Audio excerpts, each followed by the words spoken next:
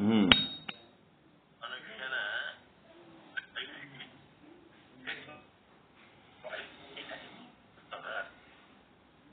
ಮನುಷ್ಯನ ಕಡಿಮೆ ಮನುಷ್ಯನ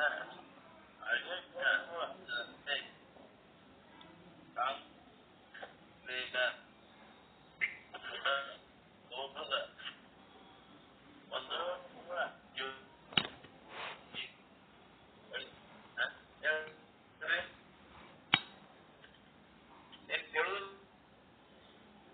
ಸರಿಯಾಗಿ ಕೇಳೋದಿಲ್ಲ ತಪ್ಪಣ್ಣ ಸರಿಯಾಗಿ ಕೇಳೋದು ಹೋದ್ರ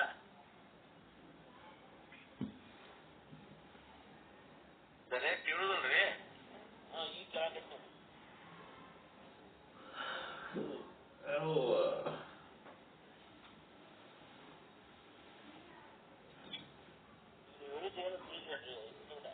ಕೇಳ್ತಾನೆ ನೋಡ್ರಿ ಅದ್ರ ನಡ್ಕೊಂಡು ಕಟ್ಟಾಕತ್ತ ಈಗ ಕೇಳ್ತಾ ಸರಿ ಸ್ವಲ್ಪ ಈಗ ಕೇಳತ್ತವ್ರ ಈಗ ಕೇಳತ್ತದ್ರಿ ಈಗ ಕೇಳ್ತದ್ರಿ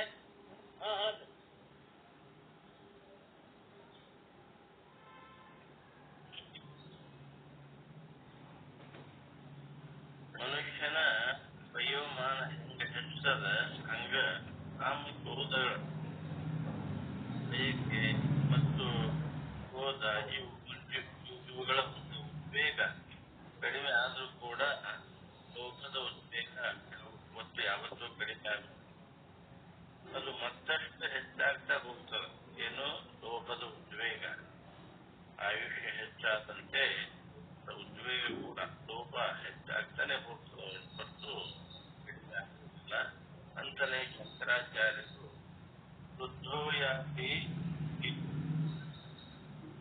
ತದಕ್ಕಿನ ಪುಂಚತ್ಯಾಶ ಅಂತೇಳಿ ಉಪದೇಶ ಮಾಡಿದ್ದಾರೆ ಶಂಕರಾಚಾರ್ಯ ಏನು ವೃದ್ಧೋಯಾತಿ ದಂಡಂ ವೃದ್ಧೋಯಾತಿ ರಹಿತ್ವಾದಂಡಪಿನ ಪುಂಚತ್ಯಾಶ ಅಂತೇಳಿ ಉಪದೇಶ ಜೀವನಗಳು ಕೂಡ ಲೋಭಕ್ಕೆ ದುರ್ಗುಣ ಅಂತ ಕರೆದಿದ್ದಾರೆ ಲೋಭ ಅನ್ನೋದು ಕೆಟ್ಟ ಗುಣ ಲೋಭಿಯಾದಂತಹ ಮನುಷ್ಯನಿಂದ ಅಸತ್ಯ ಭಾಷಣ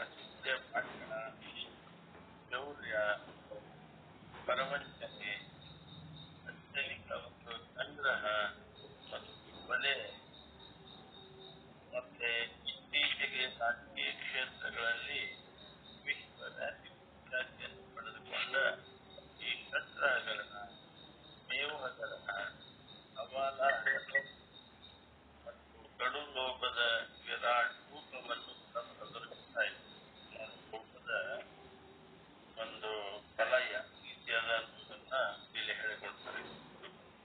ಮೊಬೈಲ್ನಾಗ ಸೌಂಡ್ ಜಾಸ್ತಿ ಮಾಡ್ಲಕ್ ಬರ್ತದೆ ನೋಡ್ರಿ ಅದು ನಿಮ್ ಮೊಬೈಲ್ನಾಗ ಸೌಂಡ್ ಮಾಡ್ಲಕ್ ಜಾಸ್ತಿ ಮಾಡ್ಲಕ್ ಬರ್ತದೆ ನೋಡ್ರಿ ಸೌಂಡ್ ಹೆಚ್ಚು ಕಡಿಮೆ ಮಾಡೋದಲ್ಲ ಅದು ಹೆಚ್ಚು ಮಾಡ್ರಿ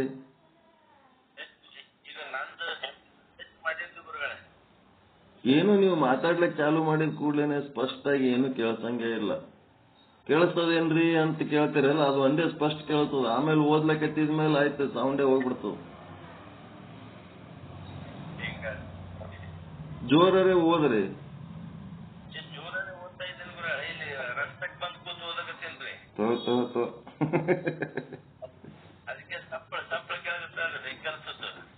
ಮತ್ತೆ ಹೆಂಗ್ ಮಾಡ್ಬೇಕು ಹಿಂಗಾದ್ರೆ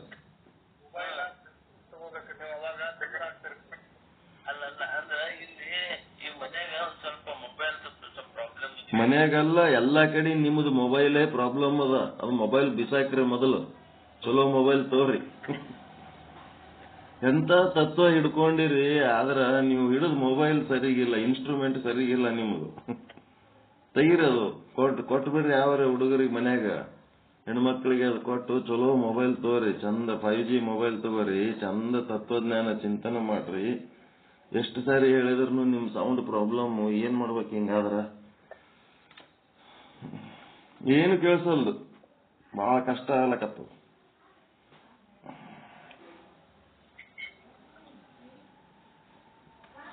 ಮೊಬೈಲ್ನಾಗೇ ಎಲ್ಲ ಮಾಡ್ಬೇಕಂತೀರಿ. ಯಾಕೆ ಇನ್ನೊಂದು ಮೊಬೈಲ್ ತೊಗೊಳಕ್ ಏನಾಗ್ಯದಪ್ಪ? ನಾಗರತ್ತಂಬ ನೀವು ತೋರಿ ಅಮ್ಮ ಗ್ರಂಥ ಅಲ್ರಿ ಏನು ಸೌಂಡ್ ಸರಿ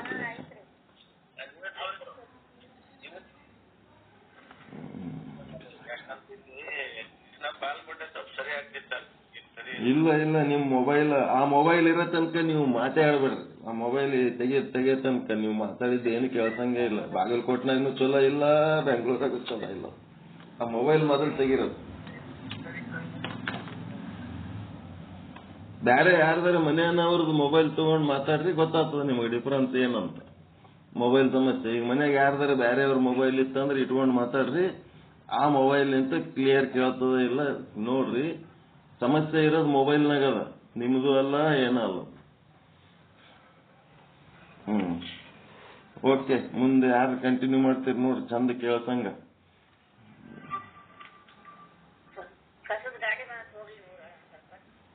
ಓರ್ ಹಾಕಿ ಬರ್ರಿ.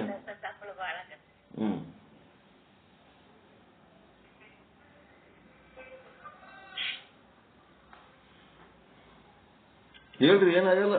ಕಸದ ಗಾಡಿ ಏನು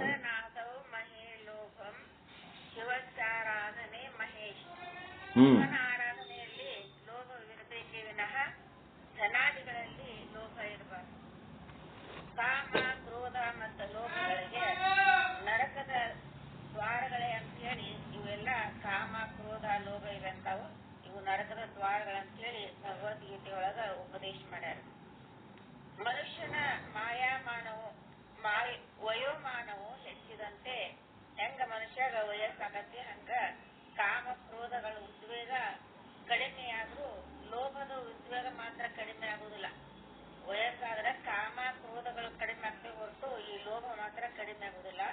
ಅದು ಮತ್ತಷ್ಟು ಹೆಚ್ಚಾಗ್ತಾನೆ ಹೋಗ್ತತಿ ಅಂತಲೇ ಶಂಕರಾಚಾರ್ಯರು ರುಸ್ಥೋ ಯಾತಿ ಗೃಹೀತ್ವಾ ದಂಡಂ ಸದಸ್ಸಿನ ಮುಂಚತ್ಯಾಶ ಪಿಂಡಂ ಅಂತೇಳಿ ಉಪದೇಶ ಮಾಡ್ಯಾರ. ಶ್ರೀಮನ್ ನಿಜಗುಣ ಶಿವಗಳು ಲೋಭಕ್ಕ ದುರ್ಗುಣ ಅಂತ ಹೇಳಿ ಕರೆದಾರ. ಅದೊಂದು ಕೆಟ್ಟ ಗುಣ.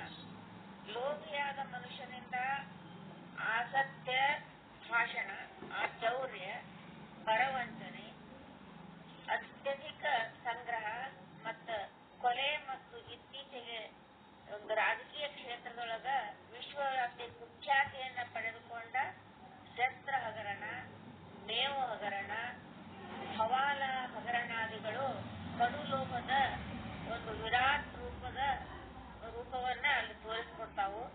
ಇವೆಲ್ಲ ಬಹಳ ದೊಡ್ಡ ಸಾಮಾಜಿಕ ಅಪರಾಧಗಳು. ಈ ಅಪರಾಧಗಳ ಹಿನ್ನೆಲೆಗೆ ಲೋಭವೇ ಕಾರಣ ಅಂತೇಳಿ ಜನಜನಿತವಾದ ವಿಷಯ. ಅಂತೆಯೇ ತುಳಸಿದಾಸರು ಕೂಡ ಲೋಭ ಪಾಪಕ ಪಾಪ ಬಖಾನ ದಾನ ಧರ್ಮಕ ಮೂಲ ಅಂತೇಳಿ ವಚನದಲ್ಲಿ ಈ ಲೋಭ ಪಾಪದ ತಂದೆ ಅಂತೇಳಿ ಸಂಕೇತ ಹೇಳ್ಯಾರ.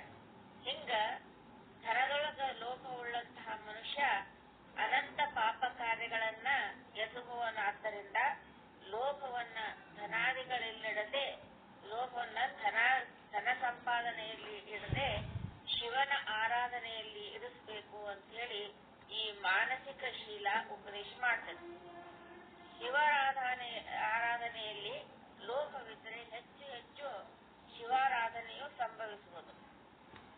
ಶಿವಾರಾಧನೆಯೊಳಗ ಲೋಭ ಇತ್ತಂದ್ರ ಹೆಚ್ಚು ಹೆಚ್ಚು ಶಿವಾರಾಧನೆಯನ್ನ ಮಾಡಕ್ ಸಾಧ್ಯತೆ. ಇದರಿಂದ ಸಾಧಕನ ವ್ಯಕ್ತಿತ್ವದ ವಿಕಾಸವಾಗಿ ತಾನು ಸಮಾಧಾನಿಯಾಗಿರುವನಲ್ಲದೆ ಅನ್ಯರ ಸಮಾಧಾನಕ್ಕೂ ಪೂರ್ಣ ಕಾರಣಾಕನ. ಇನ್ನು ಮೋಹಂ ಭಕ್ತಜನೆ ಕುರ್ಯಾತ್ ನ ಕಾಂತಾಯಾಂ ಶಿವಭಕ್ತರಲ್ಲಿ ಮೋಹ ಇರಬೇಕೆ ವಿನಃ ಸತಿಸುತಾದಿಗಳಲ್ಲಿ ಮೋಹ ಇರಬಾರ್ದು. ನಮ್ಮ ಮೋಹ ಎದರಲ್ಲೇ ಇರ್ಬೇಕಂದ್ರೆ ಶಿವಭಕ್ತರಲ್ಲಿ ಮೋಹ ಇರಬೇಕೆ ವಿನಃ ಈ ಸತಿ ಸುತಗಳಲ್ಲಿ ಮೋಹ ಇರಬಾರ್ದು. ಮೋಹ ಅಂತಂದ್ರ ಅತಿಯಾದ ಆಸಕ್ತಿಗೆ ಮೋಹ ಅಂತ ಹೇಳ್ತಾರೆ. ಈ ಆಸಕ್ತಿ ಸತಿ ಸುತಾದಿಗಳಿಲ್ಲದರೆ ಮನುಷ್ಯನು ತನ್ನ ವಿವೇಕ ಶಕ್ತಿಯನ್ನು ಕಳ್ಕೊಂಡು ಕರ್ತವ್ಯ ಮೂಢನಾಗ್ತಾನ. ಈ ಆಸಕ್ತಿ ಸತಿ ಸುತಾದಿಗಳಲ್ಲಿದ್ದರೆ ಸತಿ ಸುತ ನಮ್ಮ ಒಂದು ಆಸಕ್ತಿ ಇತ್ತಂದ್ರ ಮನುಷ್ಯ ತನ್ನ ವಿವೇಕವನ್ನ ಕಳ್ಕೊಂಡು ಕರ್ತವ್ಯದಿಂದ ಕರ್ತವ್ಯದಿಂದ ಮೂಢನಾಗ್ತಾನ. ಅಂತೆಯೇ ಅರ್ಜುನ ಯುದ್ಧ ಭೂಮಿಯಲ್ಲಿ ತನಗೆ ಎದುರಾಳಾಗಿ ನಿಂತ ಅಣ್ಣ ತಮ್ಮಂದಿರನ್ನು ಗುರು ಜನರಾದಿಗಳನ್ನು ನೋಡಿ ಮೋಹ ಪರವಶನಾಗಿ ತನ್ನ ಗಾಂಡೀವವನ್ನ ನೆಲಕ್ಕಿಟ್ಟು ನಾನು ಯುದ್ಧ ಮಾಡಾಕ ಅಲ್ಲೇ ಅಂತ ಹೇಳಿ ಯುದ್ಧವನ್ನ ತೊರೆದ ವಿಷಯ ಮಹಾಭಾರತದೊಳಗ ಪ್ರಚಿತ ಆಗೈತೆ. ಅರ್ಜುನನನ್ನ ಪುನಃ ಕರ್ತವ್ಯ ದಕ್ಷಿಣನಾಗಿ ಮಾಡುವ ಸಲುವಾಗಿ ಭಗವಂತ ಅವನ ಮೋಹ ನಿವಾರಣೆಯನ್ನು ಮಾಡಿ ಗೀತೆಯ ಉಪದೇಶ ಮಾಡಕ ಮೋಹ ನಿವಾರಣೆ ಮಾಡಕ ಗೀತೆಯ ಉಪದೇಶವನ್ನು ಮಾಡಬೇಕಾಯಿತು. ಭಗವಂತನ ಉಪದೇಶದಿಂದ ಮೋಹವನ್ನ ಕಳ್ಕೊಂಡು ಪುನಃ ಕರ್ತವ್ಯ ಪಾರಾಯಣನಾಗಿ ಯುದ್ಧದಲ್ಲಿ ವಿಜಯಶಾಲಿಯಾದ ವಿಷಯ ಎಲ್ಲರಿಗೂ ತಿಳಿದ ವಿಷಯನಾಗೈತಿ. ಆದ್ದರಿಂದ ಸ್ವಜನರಲ್ಲಿರುವ ಮೋಹ ಮನುಷ್ಯನನ್ನ ಕರ್ತವ್ಯಚ್ಯುತನನ್ನಾಗಿ ಮಾಡುವುದರಿಂದ ಸ್ವಜನರಲ್ಲಿಯ ಮೋಹವನ್ನ ತೊರೆದು ಅದನ್ನ ಶಿವಭಕ್ತರಲ್ಲಿ ಇರಿಸಬೇಕು ಅಂತೇಳಿ ಈ ಶೀಲ ಉಪದೇಶ ಮಾಡೈತಿ. ಶಿವಭಕ್ತರಲ್ಲಿದ್ದ ಅತ್ಯಾಸಕ್ತಿಯಿಂದ ಸಾಧಕ ತನ್ನ ಶಿವಭಕ್ತಿಯನ್ನ ಹೆಚ್ಚಿಸಿಕೊಂಡು ಶಿವಭಾವನೆಯಿಂದ ಒಡಗೂಡಿದವನಾಗಬೇಕು. ತನ್ನಲ್ಲಿ ಅತ್ಯಾಸಕ್ತಿಯಿಂದ ಸಾಧಕ ತನ್ನಲ್ಲಿ ಶಿವಭಕ್ತಿಯನ್ನ ಹೆಚ್ಚಿಸಿಕೊಂಡು ಶಿವಭಾವನೆಯಿಂದ ಒಡಗೂಡಿದವನಾಗುವನು. ಆದ ಕಾರಣ ಗಣಾಚಾರ್ಯಾದವನು ಸ್ವಜನ ಮೋಹವನ್ನ ಪರಿತ್ಯಜಿಸಿ ಶಿವಭಕ್ತ ಮೋಹಿಯಾಗಬೇಕೆಂಬುದೇ ಈ ಶೀಲದ ಒಂದು ತಾತ್ಪರ್ಯ. ಇನ್ನ 35ನೇ ಹೇಳ್ತಾರೆ, ಕರಣೇಶ್ವರೇ ಮಾತ್ಸರ್ಯಂ ನ ಜನೇಶ್ವ. ಎರಡೇ ಸಾಕು, ಮುಂದಿಂದಿಲ್ಲ. ಇವೆರಡೇ ತತ್ವ ಹೇಳೋದು. ಈಗೇನು ಹೇಳಿರಲ್ಲ ಅದನ್ನ ಬುಕ್ ಬಿಟ್ಟು ಹೇಳ್ರಿ, ಏನ್ ಅರ್ಥ ಮಾಡ್ಕೊಂಡ್ರಿ ಅಂತ. ಬುಕ್ ಮುಚ್ಚಿಟ್ಟು ಹಂಗೆ ಹೇಳ್ರಿ.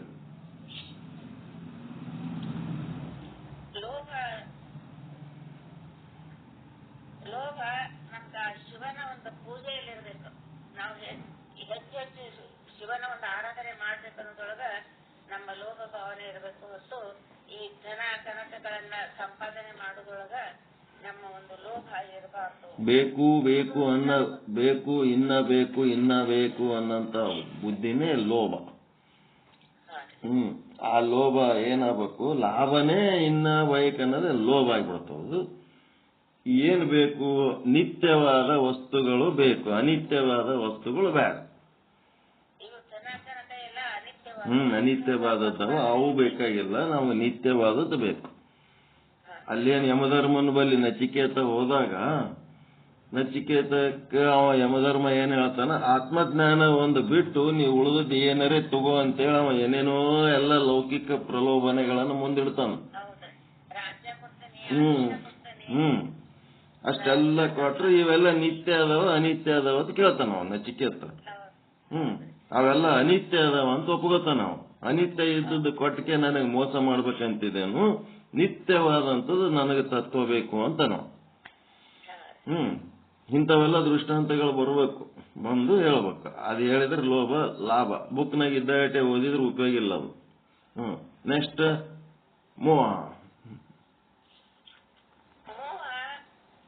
ಈ ಮನುಷ್ಯನ ಅಧೋಗತಿಗೆ ಒಯ್ತೈತಿ. ಅದು ನಮ್ಮ ಮೋಹ ಎಲ್ಲಿರ್ಬೇಕಂತಂದ್ರೆ ಶಿವಭಕ್ತರಲ್ಲಿರ್ಬೇಕು. ಈ ನಮ್ಮ ಸಂಸಾರ ಪ್ರತಿ ಸುತ್ತರೊಳಗ ಇರಬಾರ್ದು. ಸ್ವಜನ ಪಕ್ಷಪಾತದಲ್ಲಿ ಇರಬಾರ್ದು. ಪಕ್ಷಪಾತ ಅದು ಮೋಹ ಅಂದ್ರೆ ಪಾರ್ಶಾಲಿಟಿ. ನಮ್ಮವರು ತಮ್ಮವರು ನಿಮ್ಮವರು ನಂದು ನಿಂದು ಅತ್ತೆ ಬೇರ್ಪಡಿಸೋದಲ್ಲ, ಅದು ಇರಬಾರ್ದು ಮೋಹ. ಸ್ವಜನ ಪಕ್ಷಪಾತಿ ಆದಿಗೆ ಹಾಳಾದವನು ಯಾರು? ಧೃತರಾಷ್ಟ್ರ. ಕೌರವರು ತನ್ನ ಮಕ್ಕಳೇ, ಪಾಂಡವರು ತನ್ನ ಮಕ್ಕಳೇ. ತಮ್ಮನ ಮಕ್ಕಳಿಗೆ ಬ್ಯಾರೆ ನೋಡ್ದ, ತನ್ನ ಮಕ್ಕಳಿಗೆ ಮೋಹದಿಂದ ನೋಡ್ದ. ದುರ್ಯೋಧನಾದಿಗಳಿಗೆ ಮೋಹದಿಂದ ನೋಡ್ದ. ಮೋಹ ಯಾಕನ್ನಿಸ್ತು? ಪಾಂಡವರಿಗೆ ಭಿನ್ನ ನೋಡಿದ್ದಕ್ಕೆ ಈ ಒಂದು ಗುಣಕ್ಕೆ ಮೋಹ ಅಂತಂದ್ರು. ಬೇರೆ ಮಾಡಿ ನೋಡಿದ್ರೆ ಅದಕ್ಕೆ ಮೋಹ ಅಂತಾರ. ಒಬ್ಬರಿಗೊಂದು. ನಾನು ನಂದೊಂದು ಸತಿ ಹೇಳೋದನ್ನ ಅಲ್ಲ ಒಂದಿಷ್ಟು ನಮ್ಮವ್ರಂತ ಹಚ್ಕೋತೀವಲ್ಲ, ಅದೇ ಮೋಹ. ಅವ ಅರ್ಜುನ ನನ್ನವ್ರು ನಾ ಹೆಂಗ್ ಕೊಲ್ಲಿ ಅಂತೇಳಿ ಮೋಹ ಮಾಡಿದ್ದಕ್ಕನ ಅವ ಅಲ್ಲಿ ಶಕ್ತಿ ಕಳ್ಕೊಂಡ. ನಮ್ಮ ತಂದೆ ತಾಯಿ ಏನದಾರಲ್ಲ, ತಾವೇ ಹಡದ 4 ಮಕ್ಕಳದಾಗ ಒಬ್ಬಕ್ಕೆ ಮಗಳ ಮೇಲೆ ಮೋಹ ಇಟ್ಕೊಂಡಿದ್ರು. ಉಳಿದು 3 ಕಸ ತಿಳಿದಂಗೆ ತಿಳಿದಿದ್ರು. ಆ ಮೋಹಕ್ಕೆ ಏನಾಗ್ಬಿಡ್ತದ, ಹಿನ್ನಡೆ ಆಗ್ತದ. ಎಲ್ಲಾರದು ಸಮಾನ ಪ್ರೀತಿ ಸಿಗಂಗಿಲ್ಲ. ಅದ ಅಜ್ಞಾನ. ಅದು ಏನು ಮಾಡಕ್ಕಾಗಂಗಿಲ್ಲ. ಅಜ್ಞಾನದ ಫಲ ಏನ್ ಅನುಭವಿಸ್ಬೇಕು ಅದು ಅನುಭವಿಸಬೇಕಾಗ್ತದೆ ಮೋಹ ಮಾಡಿದವಂತಂದ್ರೆ. ಇವೆಲ್ಲ ಹಿಂಗೆ. ಅದಕ್ಕೆ ಗಣಾಚಾರ್ಯ ಅವರು ಈ ನನ್ನವರು ಅನ್ನೋ ಒಂದು ಮೋಹವನ್ನ ತ್ಯಾಗ ಮಾಡಿ ಶಿವಭಕ್ತರಲ್ಲಿ ಮೋಹವನ್ನ ಇರಿಸಬೇಕು ಅಂತ ಹೇಳಿ ಪಾರ್ಶಾಲಿಟಿ. ಅದಕ್ಕೆ ಮೋಹ ಎದುರಾಗಿರ್ಬೇಕಪ್ಪ. ತತ್ವಜ್ಞಾನಿಗಳಲ್ಲಿ, ಒಳ್ಳೆ ಗ್ರಂಥಗಳಲ್ಲಿ, ಶಾಸ್ತ್ರಗಳಲ್ಲಿ ನನಗಿರ್ಲಪ್ಪ, ಇದು ನನಗೆ ಬೇಕು ಅಂತೇಳಿ ಅನ್ನಿಸ್ಬೇಕು.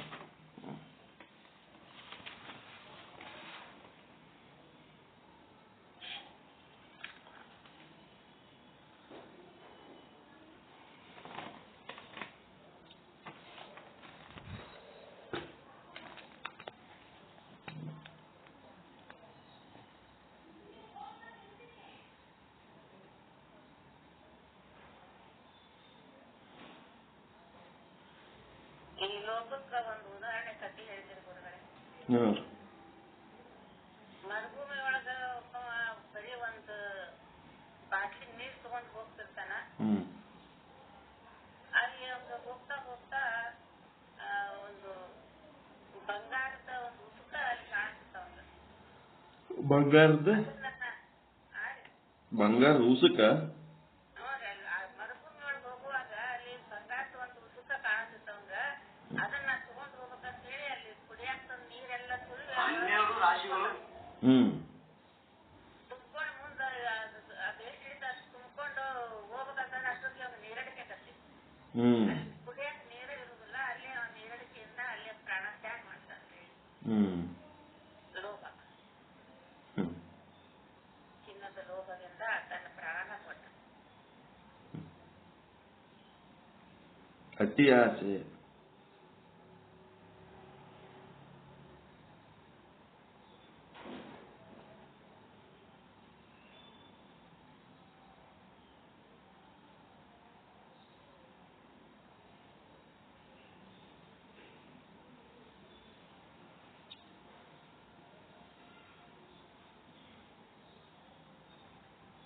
ಇನ್ನೊಂದು ಹೊತ್ತು ಸೂರ್ಯಾಸ್ತ ಆಗೋವರೆಗೂ ಎಲ್ತಾನ ಓಡ್ತಿ, ಅದೆಲ್ಲ ನಿಂದ ಪ್ರದೇಶ ಆಗ್ತದೆ ಅಂತ ಹೇಳಿದಕ್ಕ ಅವ ಸಾಯಂಕಾಲ ಆಗೋವರೆಗೂ ಓಡೇ ಓಡ್ತಾನ ಕಳೆಗೆ ಅಲ್ಲಿ ಉಸಿರಾಡಕ್ ಆಗಲ್ಲ, ಅಲ್ಲೇ ಕಾಣಕತ್ತಾನ ಅಂತ ಹೇಳಿ.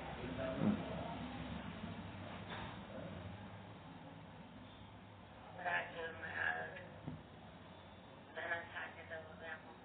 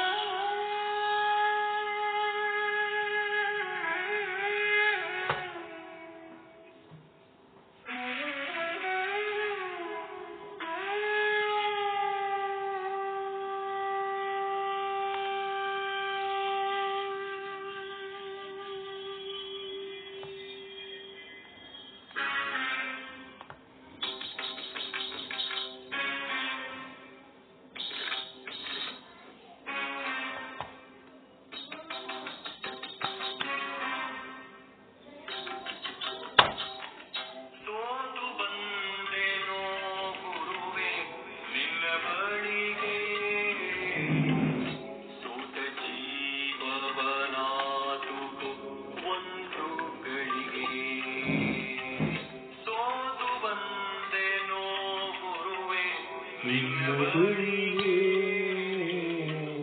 ಸೋತ ಜೀವವನಾದು ಒಂದು ಗಳಿಗೆ ಸೋತ ಜೀವವನಾದು ಒಂದು ಗಳಿಗೆ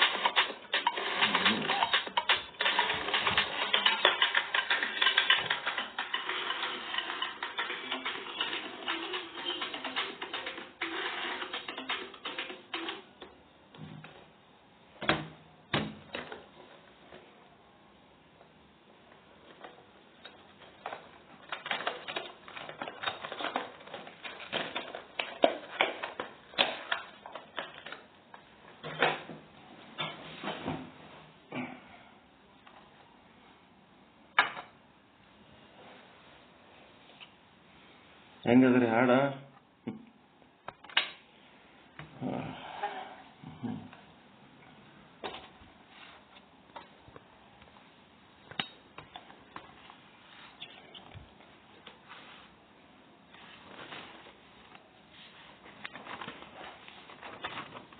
ಓಂ ಸದ್ಗುರು ಪಂಡಿತ ಪೀತಾಂಬರಜಿಯೇ ನಮಃ. ಓಂ ಸದ್ಗುರು ಸಾಧು ನಿಶ್ಚಲದಾಸಜಿಯೇ ನಮಃ. ಈ ಒಂದು ವಿಚಾರ ಸಾಗರ ಸಾಧು ನಿಶ್ಚಲದಾಸ್ಜಿಯವರ ಕೃತಿ ತರಂಗ 5 ಮಧ್ಯಮಾಧಿಕಾರಿ ಅದೃಷ್ಟಿ ಮಹಾರಾಜರೊಡನೆ ಸಂವಾದ 266ನೇ ವಿಷಯಾಂಕದಲ್ಲಿ ಕುಮಾರಿಲ ಭಟ್ಟ ಅಂತ ಆನಂದಮಯ ಕೋಶವೇ ಆತ್ಮ ಅಂತ ಹೇಳಿ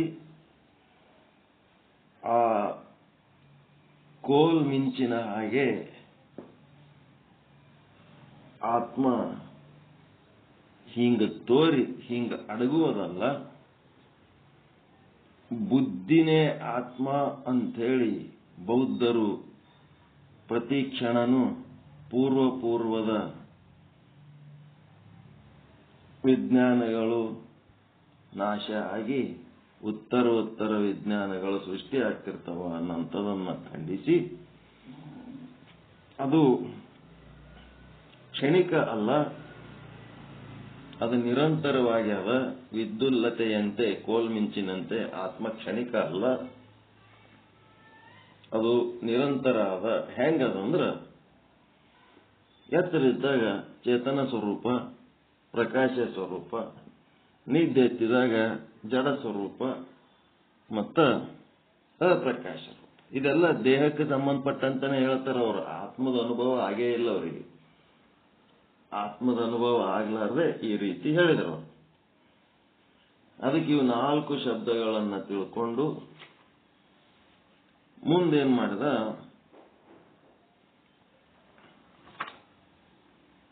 ಪ್ರಕಾಶ ಅಪ್ರಕಾಶ.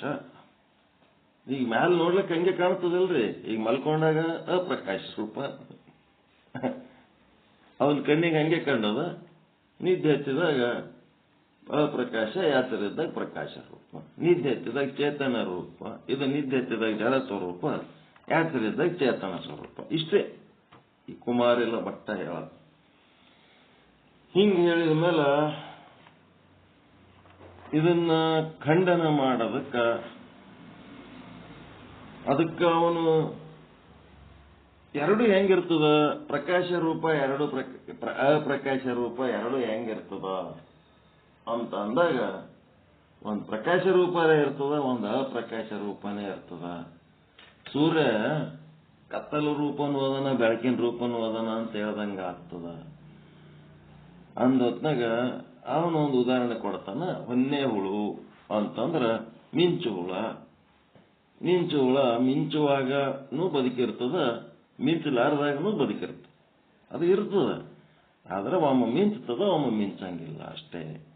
ಆ ರೀತಿ ಒಂದು ಹೊನ್ನೆ ಹುಳ ಅಥವಾ ಮಿಂಚು ಹುಳ ಇದ್ದಂಗಿರ್ತದ. ಕೋಲ್ ಮಿಂಚು ಇದ್ದಂಗಲ್ಲ, ಮಿಂಚು ಹುಳ ಇದ್ದಂಗಿರ್ತದ ಅಂತ ಇವನೊಂದು ದೃಷ್ಟಾಂತ ಕೊಟ್ಟ ಮೇಲೆ ಮುಂದುವರಿದ ಭಾಗ ಇವತ್ತ 267ನೇ ವಿಷಯಾಂಕ 157ನೇ ದೋಹಾದ್ದೇ ಮುಂದುವರಿದ ಭಾಗ. ಇಲ್ಲಿ ಈತ ಕೂಡ ಆನಂದಮಯ ಕೋಶವನ್ನ ಹೇಳುವ ರೀತಿ ಹಂಗಲ್ಲ. ಇವ ಮಾಧ್ಯಮಿಕ ಬೌದ್ಧ ಅಂತ. ಇವ ಶೂನ್ಯವಾದಿ ಏನಂತಾನ, ಬೌದ್ಧರು ಅಲ್ಲಿ ಏನೋ ಆದಂತ ಹೇಳಕತ್ತಾನ. ಅಟ್ಲೀಸ್ಟ್ ಒಂದು ಒಂದೇ ಹುಳರೆ ಆದ, ಮತ್ತ ಬೆಳಕಾದ, ಕತ್ತಲೆ ಆದ, ಪ್ರಕಾಶ ರೂಪ ಆದ, ಅಪ್ರಕಾಶ ರೂಪ ಆದ ಅಂತ ಅವ ಏನಾರ ಆದ ಅನ್ನೋದ್ರ ಬಗ್ಗೆ ಹೇಳಕತ್ತಾನ. ಆದ್ರೆ ಇವ ಅದಕ್ಕಿಂತ ಹತತ್ ಮಾಡಿಟ್ಟ. ಇಲ್ಲಿ ಏನ್ ಮಾಡಿಟ್ಟನ, ಬೌದ್ಧರು ಹೀಗೆ ಹೇಳುತ್ತಾರೆ, ಆತ್ಮನು ನಿರಂಶ ಅಂದರೆ ವಿಭಾಗರಹಿತನಾಗಿರುತ್ತಾನೆ. ಆತ್ಮ ಹಿಂಗ ಅಖಂಡದ ನಾವು ಆತ್ಮ ಅಖಂಡದನ್ನ ಖಂಡ ರೂಪ ಇಲ್ಲ. ಬೆಳಕ ಕತ್ತಲ ಜಡ ಚೇತನ ಅಂತೇಳಿ ಆತ ಖಂಡ ರೂಪ ಇಲ್ಲ, ಆತ ಅಖಂಡವಾಗಿದ್ದಾನೆ. ನಿರಂಶ ಅಂತಂದ್ರ ಅಖಂಡವಾಗಿದ್ದಾನೆ. ಆದ್ದರಿಂದ ಒಬ್ಬ ಆತ್ಮನನ್ನೇ ಪ್ರಕಾಶ ರೂಪ, ಅಪ್ರಕಾಶ ರೂಪ ಮತ್ತ ಜಡ ಚೇತನ ಅಂತ ಹೇಳಿಕೆ ಎರಡು ರೀತಿಯಿಂದ ಹೇಳಲಿಕ್ಕೆ ಬರಂಗಿಲ್ಲ.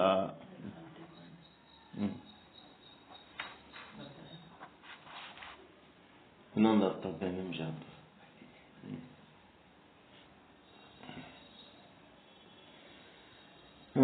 ಚೇತನ ರೂಪ ಜಡ ರೂಪ ಅಂತ ಹೇಳಲು ಸಂಭವಿಸುವುದಿಲ್ಲ. ದೀಪದವಳು ಒಂದು ಹೊಳೆವಿನ ಒಂದು ಅಂಶವೇನೋ ಪ್ರಕಾಶ ರೂಪ, ಇನ್ನೊಂದು ಅಂಶ ಅಪ್ರಕಾಶ ರೂಪ. ಅದುಗಳಾದ ಹಂಗ ಆ ದೃಷ್ಟಾಂತ ಏನದ ಇಲ್ಲ ಆತ್ಮನಿಗೆ ಸರಿ ಬರಂಗಿಲ್ಲ. ಅಂಶರಹಿತನಾದ ಆತ್ಮನಲ್ಲಿ ಉಭಯ ರೂಪವನ್ನು ಹೇಳುವುದು ಅಸಂಗತವಾಗಿರುತ್ತದೆ. ದೃಷ್ಟಾಂತದೊಳಗೆ ಏನ್ ಕೊಟ್ಟಿದಿ? ದೃಷ್ಟಾಂತದಾಗ ಅದು ಪ್ರಕಾಶ ರೂಪ ಅಪ್ರಕಾಶ ರೂಪ ಎರಡೂ ಅದ, ಓಕೆ. ಆದ್ರ ಆತ್ಮ ಹಂಗಿಲ್ಲ. ಆ ದೃಷ್ಟಾಂತ ಇಲ್ಲ ಆತ್ಮನಿಗೆ ಕೊಡ್ಲಿಕ್ಕೆ ಬರಂಗಿಲ್ಲ, ಅಸಂಗತ ಅದ. ಉಭಯ ರೂಪದ ಸಿದ್ಧಿಗೋಸ್ಕರ ಆತ್ಮ ಅಂಶ ಸಹಿತನೆಂದು ಒಪ್ಪಿಕೊಳ್ಳಬೇಕಾಗುತ್ತದೆ.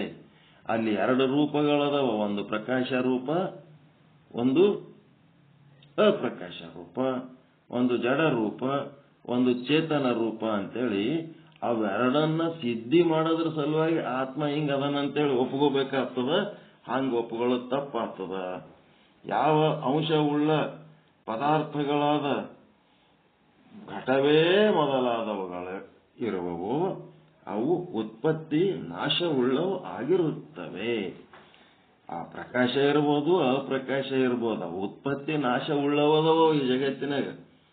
ಆತ್ಮನಾದರೂ ಕೂಡ ಅಂಶ ಸಹಿತನಾಗುವುದರಿಂದ ಅವನು ಕೂಡ ಉತ್ಪತ್ತಿ ನಾಶವುಳ್ಳವನಾಗಬೇಕಾಗ್ತದ. ನಿಮ್ಮದು ಸಿದ್ಧಿ ಏನದ ಅಂತಂದ್ರ ನಿಮ್ಮ ಕಣ್ಣಿಗೆ ಏನ್ ಕಾಣಿಸ್ತದ ಅದನ್ನ ನೀವು ದೃಷ್ಟಾಂತ ಮಾಡಿಕೊಂಡು ಅದರಂಗ ಆತ್ಮ ಅದನ ಅಂತಂದ್ರ ನೀವು ಯಾವ ದೃಷ್ಟಾಂತವನ್ನು ಕೊಡ್ತೀರಿ? ಒಂದು ದಿನ ಆ ಮಿಂಚು ಹುಳುವಿನ ಪ್ರಕಾಶ ರೂಪನೂ ನಾಶ ಆಗ್ತದ, ಅಪ್ರಕಾಶ ರೂಪನೂ ನಾಶ ಆಗ್ತದ, ಮಿಂಚು ಹುಳನೂ ನಾಶ ಆಗಿ ಹೋಗ್ತದ.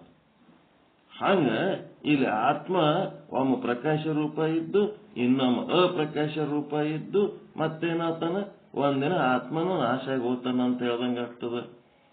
ಜಗತ್ತಿನ ವಸ್ತುಗಳು ಜಡ ಚೇತನ ಎರಡೂ ಅದಾವ. ನಿದ್ದೆ ಎತ್ತಿದಾಗ ಜಡ ರೂಪ ಅದಾವ, ಯಾತ್ರಿದ್ದಾಗ ಚೇತನ ರೂಪ ಅದಾವ. ಇದ್ದಾಗ ಒಂದಿನ ಏನಾಗ್ತಾವ, ಜಡನೂ ಓದ್ತದ, ಚೇತನೂ ಓದ್ತದ, ಜೀವನೂ ಓದ್ತದ. ಹಂಗಿಲ್ಲಿ ಆತ್ಮನಿಗೆ ಅಂಥದ್ದು ನಾವು ದೃಷ್ಟಾಂತ ಕೊಡ್ಲಿಕ್ ಬರಂಗಿಲ್ಲ.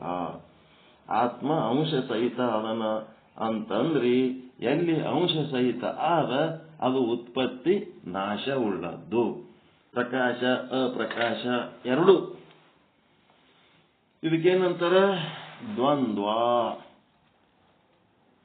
ದ್ವಂದ್ವ ಅಂದ್ರೆ ಡ್ಯುಯಾಲಿಟಿ, DUALITY. ಎಲ್ಲಿ ದ್ವಂದ್ವ ಆದ ಅದು ಏನದ ಸೃಷ್ಟಿ ಸ್ಥಿತಿ ಲಯಕ್ಕೊಳಗಾಗ್ಯದ. ಎರಡೆರಡು ಇದ್ದದ್ದು ಎಲ್ಲ ಸೃಷ್ಟಿ ಸ್ಥಿತಿ ಲಯಕ್ಕೊಳಗಾಗ್ಯದ. ಅದನ್ನ ತಿಳ್ಕೊಂಡ್ಬಿಡ್ರಿ. ಈಗ ನಾನು ಹೇಳಕತ್ತೀನಿ, ನೀವು ಕೇಳಕತ್ತೀರಿ. ಈ ಹೇಳೋದು ಕೇಳೋದು ಸೃಷ್ಟಿ ಸ್ಥಿತಿ ಲಯಕ್ಕೆ ಒಳಗಾಗಿದ್ದಿದು. ಇದರಿಂದ ನಿಮಗೆ ಅನುಭವ ಏನು ಮಾಡ್ಕೋತೀರಿ, ಯಾವ ವಸ್ತುವಿನ ಅನುಭವ ಮಾಡ್ಕೋತೀರಿ ಆ ವಸ್ತು ಶಾಶ್ವತ.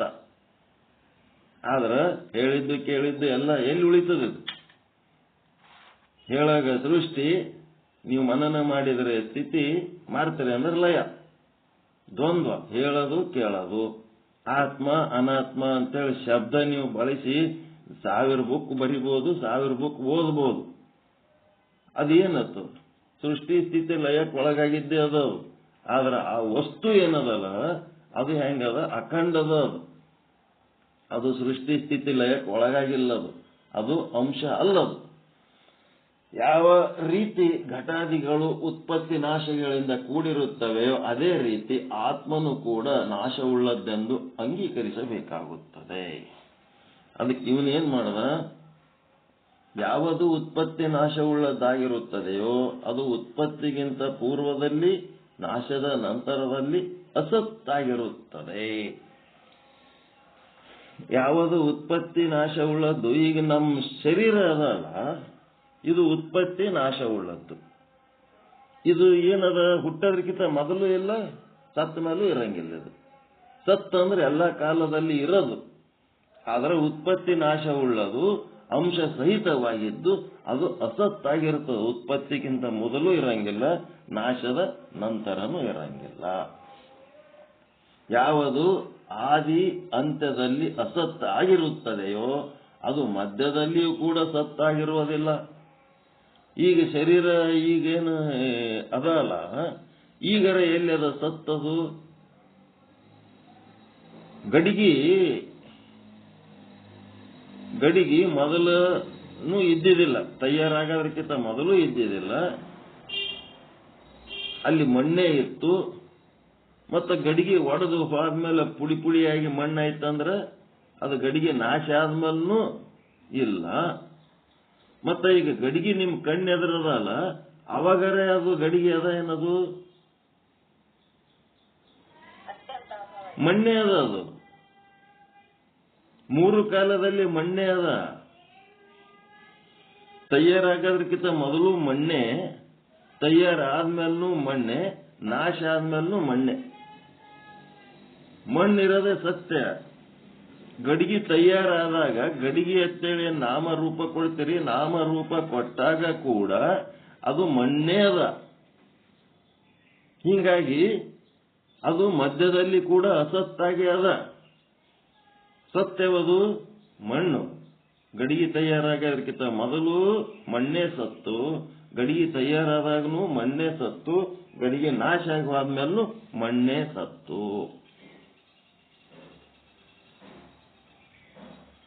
ಗಡಿಗೆ ಇದ್ದಾಗ ಬಂಗಾರ ಆಭರಣ ಎರಡೂ ಇಟ್ಕೊಂಡು ಕೂತೀರಿ. ಈಗ ಆಭರಣಕ್ಕೆ ನಾವು ಬಂಗಾರ ಅಂತಂದ್ರೆ ಸತ್, ಆಭರಣ ಅಂತಂದ್ರೆ ಅಸತ್.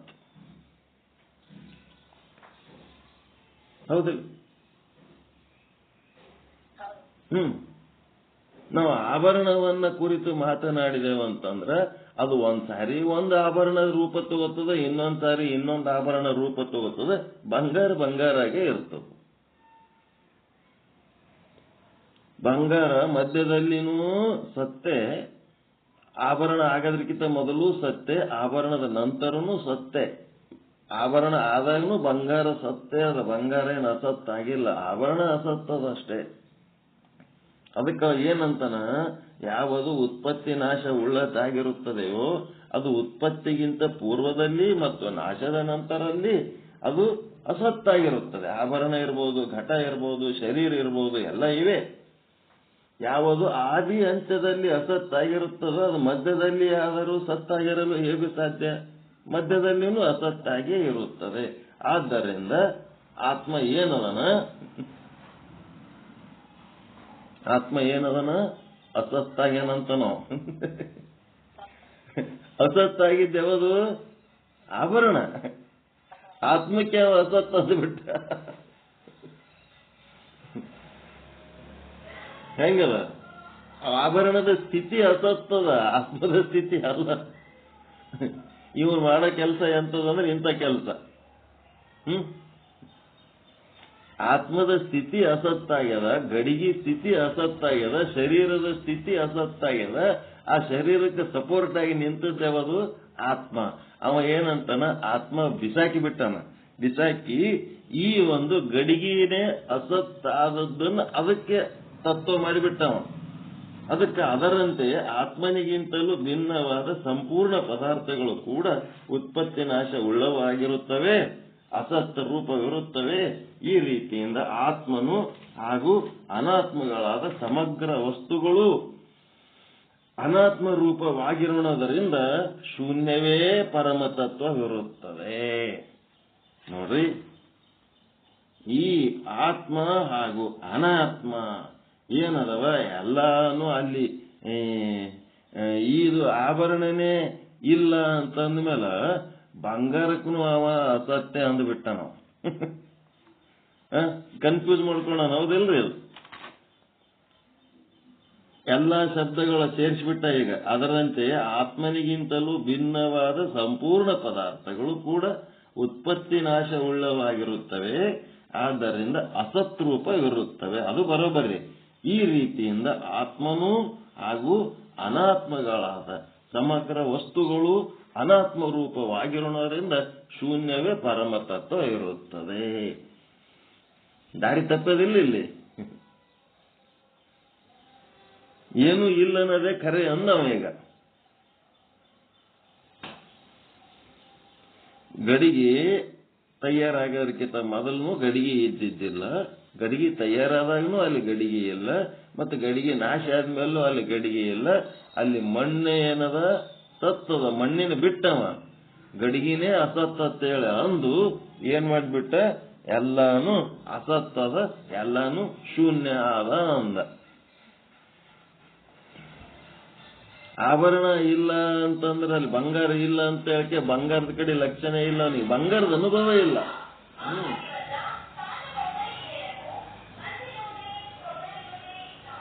ಆತ್ಮದ ಅನುಭವ ಇಲ್ಲ. ಅವ ಬರೇ ಆಭರಣ ನೋಡಿ ಆಭರಣದ ಸ್ಥಿತಿಯನ್ನೇ ಆತ್ಮ ಅಂದ್ಬಿಟ್ಟ. ಏನ್ ಮಾಡ್ತೀರಿ? ಅದಾದರೂ ಅಂದರೆ ಶೂನ್ಯವಾದರೂ ಕೂಡ ಅಜ್ಞಾನದ ರೂಪ ಶೂನ್ಯ ಸಂಪಾದನೆ ಆನಂದಮಯ ಕೋಶವನ್ನ ಪ್ರತಿಪಾದನೆ ಮಾಡುತ್ತದೆ. ಅಜ್ಞಾನ ರೂಪ ಆನಂದಮಯ ಕೋಶವನ್ನ ಪ್ರತಿಪಾದನೆ ಮಾಡಿ. ಏಕೆಂದರೆ ಅಜ್ಞಾನವು 3 ರೂಪಗಳಿಂದ ಪ್ರತೀತವಾಗುತ್ತದೆ. ಅಜ್ಞಾನ 3 ರೂಪದಿಂದ ಪ್ರತೀತ ಆಗ್ತದ. ಇಲ್ಲಿ ತನಕ ಹೇಳಿವಿ. ಇಲ್ಲಿ ಏನದಪ್ಪ ಅಂದ್ರೆ ಇದು ಯಾರು ಹೇಳ್ತಾರ? ಈ ಮಾತ ಯಾರು ಹೇಳ್ತಾರ? ಮಹಾಲಿಂಗಪುರದ ಸಹಜಾನಂದ ಶ್ರೀಗಳು ಬಿಡಿಸ್ಲಿಕ್ಕತ್ತಾರ. ಈಗ ಏನಂತ ಹೇಳ್ತಾರ? ಅದಾದರೂ ಅಂದ್ರೆ ಶೂನ್ಯವಾದವಾದರೂ ಕೂಡ ಅಜ್ಞಾನದ ರೂಪ ಅಂದ್ರ ಅಲ್ಲಿ ಏನ್ ಮಾಡ್ಯಾರ ಅವರು? ಅಜ್ಞಾನ ರೂಪ ಆನಂದಮಯ ಕೋಶವನ್ನು ಹೇಳಕತ್ತಾರ. ಆ ಆನಂದಮಯ ಕೋಶಕ್ಕೆ ಆಸರೆಯಾಗಿ ನಿಂತಂತ ಆತ್ಮದ ಬಗ್ಗೆ ಹೇಳ್ತಾ ಇಲ್ಲ ಅವರು. ಅಜ್ಞಾನ ರೂಪ ಆನಂದಮಯ ಕೋಶ ಅಂದ್ರೆ ನಿದ್ದೆ ಎತ್ತಿದಾಗ ಏನು ಗೊತ್ತಿಲ್ಲಲ್ಲ, ಅದೇ ಹೇಳಕತ್ತಾರ ಅವ್ರು ಅಷ್ಟೇ ಹೊರತು ಅದರ ಹಿಂದ ನಿದ್ದೆ ಹತ್ತಿದಾಗ ಶೂನ್ಯ ಆಗಿತ್ತು ಅಂತಂದ್ರ ನಿದ್ದೆ ಹತ್ತಿದಾಗಿನ ಅನುಭವ ಹೆಂಗ್ ಗೊತ್ತಾಯ್ತಿತ್ತು? ಶೂನ್ಯ ಅಲ್ಲದ್ದು ಒಂದು, ಅಲ್ಲಿ ಅದೆಲ್ಲ ಏನೋ ಒಂದು.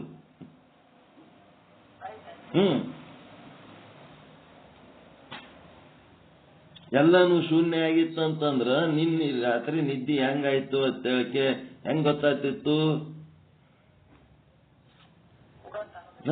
ಅದು ಗೊತ್ತಾಗ್ಲಕತ್ತದ ಅಂತ ಅಂದ್ಮೇಲೆ ಆ ಶೂನ್ಯ ಏನೂ ಇಲ್ಲದ ಅಜ್ಞಾನದ ನಿದ್ದೆ ಒಳಗಿನ ಅನುಭವವನ್ನ ಗ್ರಹಣ ಮಾಡಿ ಪ್ರಕಟ ಮಾಡುವಂತ ಒಂದು ತತ್ವ ಒಳಗೆ ಇದ್ದದ್ದಕ್ಕೆ ಆ ಶೂನ್ಯ ಆಗಿತ್ತು, ಜಡ ಆಗಿತ್ತು ಅಂತಂದ್ರ ಅದರ ಅನುಭವ ಹೇಳಕ ಮತ್ತೊಂದು ಏನದಲ್ಲ, ಅದು ಆತ್ಮ, ಅದರ ಅನುಭವ ಇದ್ರಾಗ ಇಲ್ಲ. ಅದಕ್ಕೆ ಇಲ್ಲಿ ಏನದ? ಅಜ್ಞಾನ 3 ರೂಪಗಳಿಂದ ಪ್ರತೀತವಾಗುತ್ತದೆ. ಏನಂತದ? ಅದ್ವೈತ ಶಾಸ್ತ್ರದ ಪ್ರಕಾರ ಸಂಸ್ಕಾರ ರಹಿತ ಮೂಢರಿಗೆ, ಅದ್ವೈತ ಶಾಸ್ತ್ರ ಶಂಕರಾಚಾರ್ಯರ ಪ್ರಕಾರ ಸಂಸ್ಕಾರ ರಹಿತ ಮೂಢರಿಗೆ ಜಗದ್ರೂಪ ಪರಿಣಾಮವನ್ನ ಹೊಂದಿದ ಅಜ್ಞಾನವು ಸತ್ಯವಾಗಿ ಪ್ರತೀತಿಯಾಗುತ್ತದೆ. ಈ ಜಗತ್ತು ರೂಪ ಏನದಲ್ಲ, ಇದು ಸತ್ಯ ಅನ್ನಿಸ್ತದ. ಯಾರಿಗೆ? ಮೂಢರಿಗೆ. ಲೌಕಿಕರಿಗೆ ಜಗತ್ತು ಸತ್ಯ ಅನ್ನಿಸ್ತದ.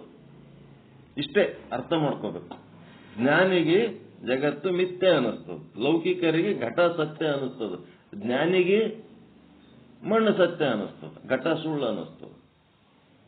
ಜ್ಞಾನಿಗೆ ಆತ್ಮ ಸತ್ಯ ಅನ್ನಿಸ್ತದ, ಶರೀರ ಸುಳ್ಳು ಅನ್ನಿಸ್ತದ. ಅಜ್ಞಾನಿಗೆ ಶರೀರ ಸತ್ಯ ಅನ್ನಿಸ್ತದ, ಆತ್ಮದ ಬಗ್ಗೆ ಅವನಿಗೆ ಜ್ಞಾನ ಇಲ್ಲ. ಅಜ್ಞಾನಿಗೆ ಆಭರಣನೇ ಬಹಳ ಚಂದ, ಕರ್ಕೊಂಡೋಗಿ ಬಂಗಾರ ಅಂಗಡಿಯಾಗ ಬಿಟ್ಟು ಬಿಡ್ಬೇಕು. ಹುಡುಕ್ತಿರ್ತಾರ ಡಿಸೈನ್, ಆ ಡಿಸೈನ್, ಈ ಡಿಸೈನ್, ಈ ಡಿಸೈನ್, ಆ ಡಿಸೈನ್. ಅಲ್ಲಿ ಅಂಗಡಿ ಮಾಲೀಕನ ಲಕ್ಷ್ಯ ಆಗ್ಲಿ, ಕರ್ಕೊಂಡೋದ ಗಂಡನ ಲಕ್ಷ್ಯ ಆಗ್ಲಿ ಎದ್ರ ಮೇಲೆ ಇರ್ತದ? ಬಂಗಾರದ ಮೇಲೆ ಇರ್ತದ ಅವ್ರದ್ದು. ಎಷ್ಟು ವಜ್ಜನ್ ತೋತಾಳೋ, ಏನ್ ರೇಟ್ ಮಾಡ್ತಾಳೋ ಅಂತ ಇವ ಗಾಬರಿ ಆಯ್ತಿರ್ತಾನ. ಅವ ಜರ ದೊಡ್ಡ ದೊಡ್ಡ ಆಭರಣಗಳು ತೋರಿಸ್ತಿರ್ತಾನ, ಇತ್ತೋರಿ ಚಲೋ ಅದ ಜಗ್ಗಿ ಗಿರಾಕಿ ಅಲ್ಲಿ ಅಂತೇಳಿ. ಅವ ಜಗ್ಗಿ ಮಾರಾಟ ಮಾಡ್ಬೇಕಂತ ಅವ ಬಡದಾಡ್ತಿರ್ತಾನ. ಈಕಿ ಎಂತದ್ ತಗೋತಾಳೋ ಅಂತೇಳಿ ಇವ ಅಂಜುಕೊತಿರ್ತಾನ. ಆಕಿ ಡಿಸೈನ್ ಎಂತದ್ ಪಸಂದ್ ಮಾಡ್ತಾಳ. ಅಲ್ಲಿ ಯಾರಿಗೆ ಕುಂದಿರ್ಸಾರ? ಅಜ್ಞಾನಿ ಕೊಟ್ಟಾರ ಡಿಸೈನ್ ಸೆಲೆಕ್ಟ್ ಮಾಡ್ಲಕ್. ಅದಕ್ಕೆ ಬಂಗಾರ ಕಡೆ ಲಕ್ಷ್ಯನೇ ಇಲ್ಲ, ಬರೇ ಡಿಸೈನ್ ಕಡೆ ಲಕ್ಷ್ಯ. ಅದು ಲೌಕಿಕ. ಬಂಗಾರ ಕಡೆ ಲಕ್ಷ್ಯ ಇತ್ತು ಅಂದ್ರೆ ಜ್ಞಾನ, ಆಭರಣ ಕಡೆ ಲಕ್ಷ್ಯ ಇದ್ದದ್ದು ಲೌಕಿಕ, ಅಜ್ಞಾನ. ಅದು ಲೌಕಿಕರಿಗೆ ಆಭರಣನೇ ಸತ್ಯ.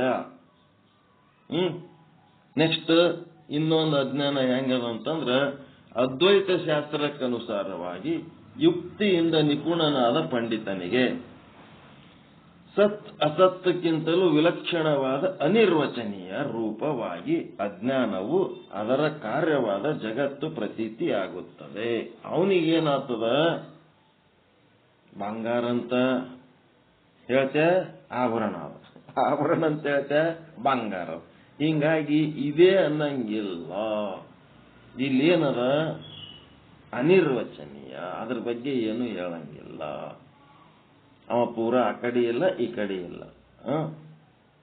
ಯಾವನಿಗೆ? ಶಾಸ್ತ್ರ ಪಂಡಿತನಿಗೆ ಅನಿರ್ವಚನೀಯ ಅಂದ್ಬಿಡ್ತಾನ.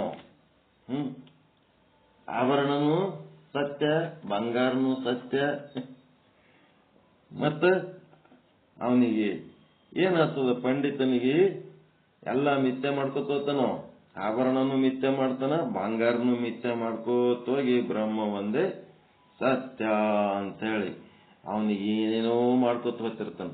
ಹಿಂಗಾಗಿ ಅವ ಶಾಸ್ತ್ರ ಓದಿದವನು ಹಿಂಗೆಲ್ಲ ಮಾಡಿ ಅವನಿಗೇನು ಅನಿರ್ವಚನೀಯ, ಯಾವಾಗನೂ ನಿರ್ಧಾರವಾಗಿ ಹೇಳೋ ಪರಿಸ್ಥಿತಿಯಾಗಿ ಇರಂಗಿಲ್ಲ ಅವನು. ನೆಕ್ಸ್ಟ್ ಏನು? ಜ್ಞಾನ ನಿಷ್ಠೆ ಹೊಂದಿದವನಿಗೆ, ಜೀವನ್ಮುಕ್ತ ವಿದ್ವಾನನಿಗೆ ಏನಾಗ್ತದ? ಕಾರ್ಯಸಹಿತವಾದ ಅಜ್ಞಾನ ತುಚ್ಛ ರೂಪವಾಗಿ ತೋರುತ್ತದೆ. ಅದು ಪೂರ್ತಿ ತುಚ್ಛ. ಅವನಿಗೆ ಏನೂ ಇಲ್ಲ. ಪರಮಾತ್ಮ ಒಬ್ಬನೇ ಸತ್ಯ, ಉಳಿದದ್ದೆಲ್ಲ ಮಿಥ್ಯ ಅಂತ ಅವನ್ ಹಾಂಗ. ಜ್ಞಾನ ನಿಷ್ಠೆ ಹೊಂದಿದ ಜೀವನ್ಮುಕ್ತ ವಿದ್ವಾನನಿಗೆ ಕಾರ್ಯಸಹಿತವಾದ ಅಜ್ಞಾನ ಎನ್ನುವ ತುಚ್ಛ ರೂಪವಾಗಿ ತೋರುತ್ತದೆ. ಅದಕ್ಕೆ ಸತ್ ಅಂದ್ರೆ ಬ್ರಹ್ಮ, ಅಸತ್ ಅಂದ್ರೆ ಬಂಜೆಯ ಮಗ, ಅನಿರ್ವಚನೀಯ ಅಂತಂದ್ರೆ ಹೌದ ಅಲ್ಲ, ಹೌದನು ಸುಳ್ಳ, ಅಲ್ಲನು ಸುಳ್ಳ. ತುಚ್ಛ, ನಾಲ್ಕನೇದೇನದ? ತುಚ್ಛ. ತುಚ್ಛ ಅಂದ್ರೆ ಅಸತ್ ಮತ್ತು ಶೂನ್ಯ. ಈ ಮೂರು ಶಬ್ದಗಳು ಒಂದೇ ಅರ್ಥವನ್ನು ಹೇಳುತ್ತವೆ. ತುಚ್ಛ ಅಂದ್ರು ಒಂದೇ, ಅಸತ್ ಅಂದ್ರು ಒಂದೇ, ಶೂನ್ಯ ಅಂದ್ರು ಒಂದೇ.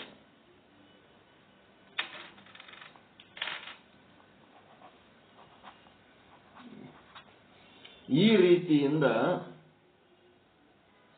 ಜೀವನ್ಮುಕ್ತನಿಗೆ ತುಚ್ಛ ರೂಪವಾಗಿ ಪ್ರತೀತಿಯಾಗುವ ಯಾವ ಅಜ್ಞಾನವಿರುವುದೋ, ಜ್ಞಾನದ್ದಲ್ಲ ಇದು, ಆತ್ಮದ್ದಲ್ಲ, ಇಲ್ಲಿ ಅಜ್ಞಾನದ್ದೇ. ಜ್ಞಾನದ ಪ್ರತೀತಿ ಇಲ್ಲವೇ ಇಲ್ಲ ಇಲ್ಲಿ. ಅಸತ್ ಅಂದ್ರೂ ಒಂದೇ, ತುಚ್ಛ ಅಂದ್ರೂ ಒಂದೇ, ಶೂನ್ಯ ಅಂದ್ರೂ ಒಂದೇ.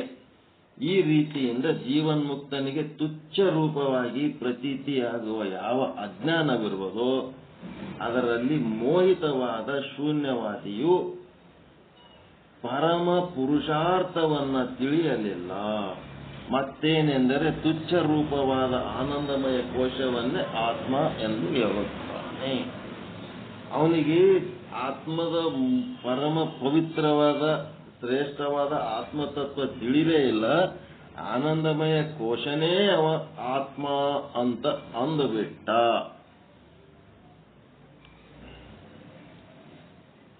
ಅಜ್ಞಾನದ ಪ್ರತೀತಿ ಹೇಳಕತ್ತಾರ, ಆತ್ಮದ ಪ್ರತೀತಿ ಅಲ್ಲ ಇಲ್ಲಿ. ಇವು ಮೂರೂ ರೂಪ ಅಜ್ಞಾನದವೇ. ಯಾವ್ಯಾವು?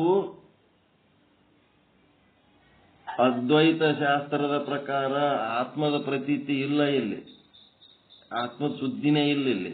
ಅದ್ವೈತ ಶಾಸ್ತ್ರದ ಪ್ರಕಾರ ಸಂಸ್ಕಾರ ರಹಿತ ಮೂಢರಿಗೆ ಜಗತ್ತು ಸತ್ಯ, ಇದು ಒಂದು. ಜಗತ್ತು ಸತ್ಯ ಅಂದ್ಮೇಲೆ ಇದು ಅಜ್ಞಾನನೇ ಹೌದಾ ಅಲ್ಲ? ಏನ್ ಜ್ಞಾನನ? ಅಜ್ಞಾನ.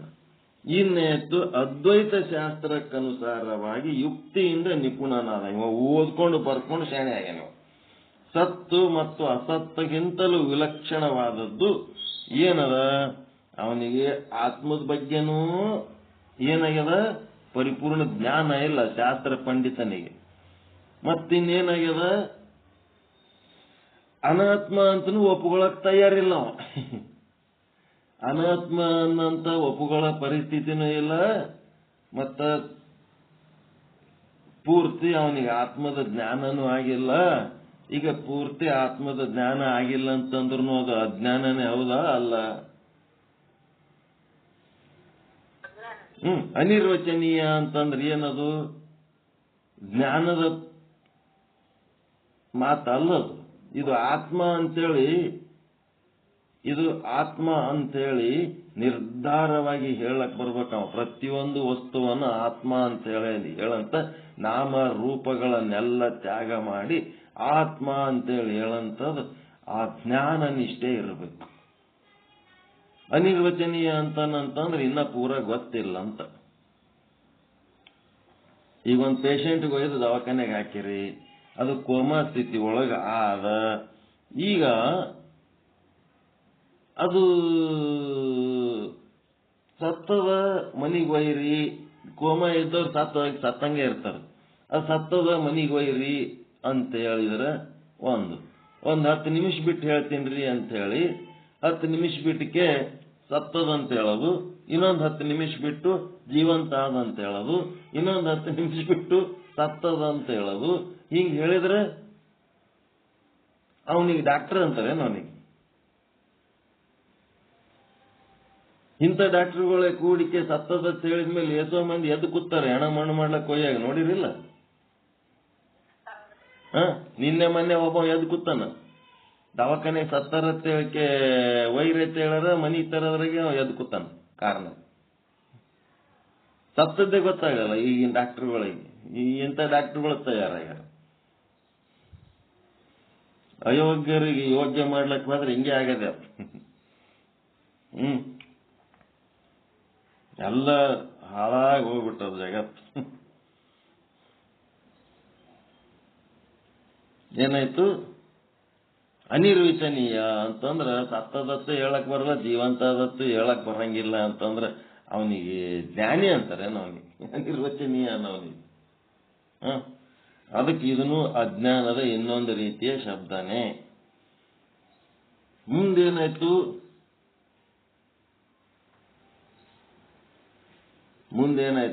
ಜ್ಞಾನ ನಿಷ್ಠೆ ಹೊಂದಿದ ಜೀವನ್ಮುಕ್ತ ವಿದ್ವಾನ್ ಏನದನ, ಅವ ಜ್ಞಾನಿ ಇರ್ತಾನ. ಜ್ಞಾನಿ ಇದ್ಮೇಲೆ ಈ ಜಗತ್ತಿಗೆ ಸಂಬಂಧಪಟ್ಟಂತ ವಿಚಾರಗಳು ಏನದವ ಎಲ್ಲ ಅವನಿಗೆ ತುಚ್ಛ. ಆ ತುಚ್ಛ ಏನು ಆದ, ಆ ತುಚ್ಛ ಅಂದ್ರು ಒಂದೇ, ಅದು ಅಸತ್ ಅಂದ್ರು ಒಂದೇ, ಶೂನ್ಯ ಅಂದ್ರು ಒಂದೇ. ಜ್ಞಾನ ನಿಷ್ಠಾನೇ ಬ್ಯಾರೆ, ಆತ್ಮಜ್ಞಾನಿನೇ ಬ್ಯಾರೆ. ಅವನಿಗೆ ಇವೆಲ್ಲ ವಿಚಾರಗಳು ತುಚ್ಛ. ಆತ್ಮ ಒಂದೇ ಅವನಿಗೆ ಸತ್ಯ. ಈ ಅನಾತ್ಮದೊಳಗ ಕೈ ಆಡಿಸ್ಕೊತ ಅನಿರ್ವಚನೀಯ ಸತ್ಯ ಮಿಥ್ಯ ಅನ್ಕೊತ್ ಕುಂದ್ರ ಅವನಿಗೆ ತುಚ್ಛ. ಯಾವುದು ಜ್ಞಾನಿ ಇದು ತುಚ್ಛ ಅಂತ ಬಿಸಾಕ್ಯಾನ, ಅದನ್ನೇ ಒಬ್ಬ ಶೂನ್ಯವಾದಿ ಅದನ್ನ ಶ್ರೇಷ್ಠ ಮಾಡಿ ಇಟ್ಕೊಂಡು ಕೂತಾನ. ತುಚ್ಛ ಅಂದ್ರು ಒಂದೇ, ಅಸತ್ ಅಂದ್ರು ಒಂದೇ, ಶೂನ್ಯ ಅಂದ್ರು ಒಂದೇ.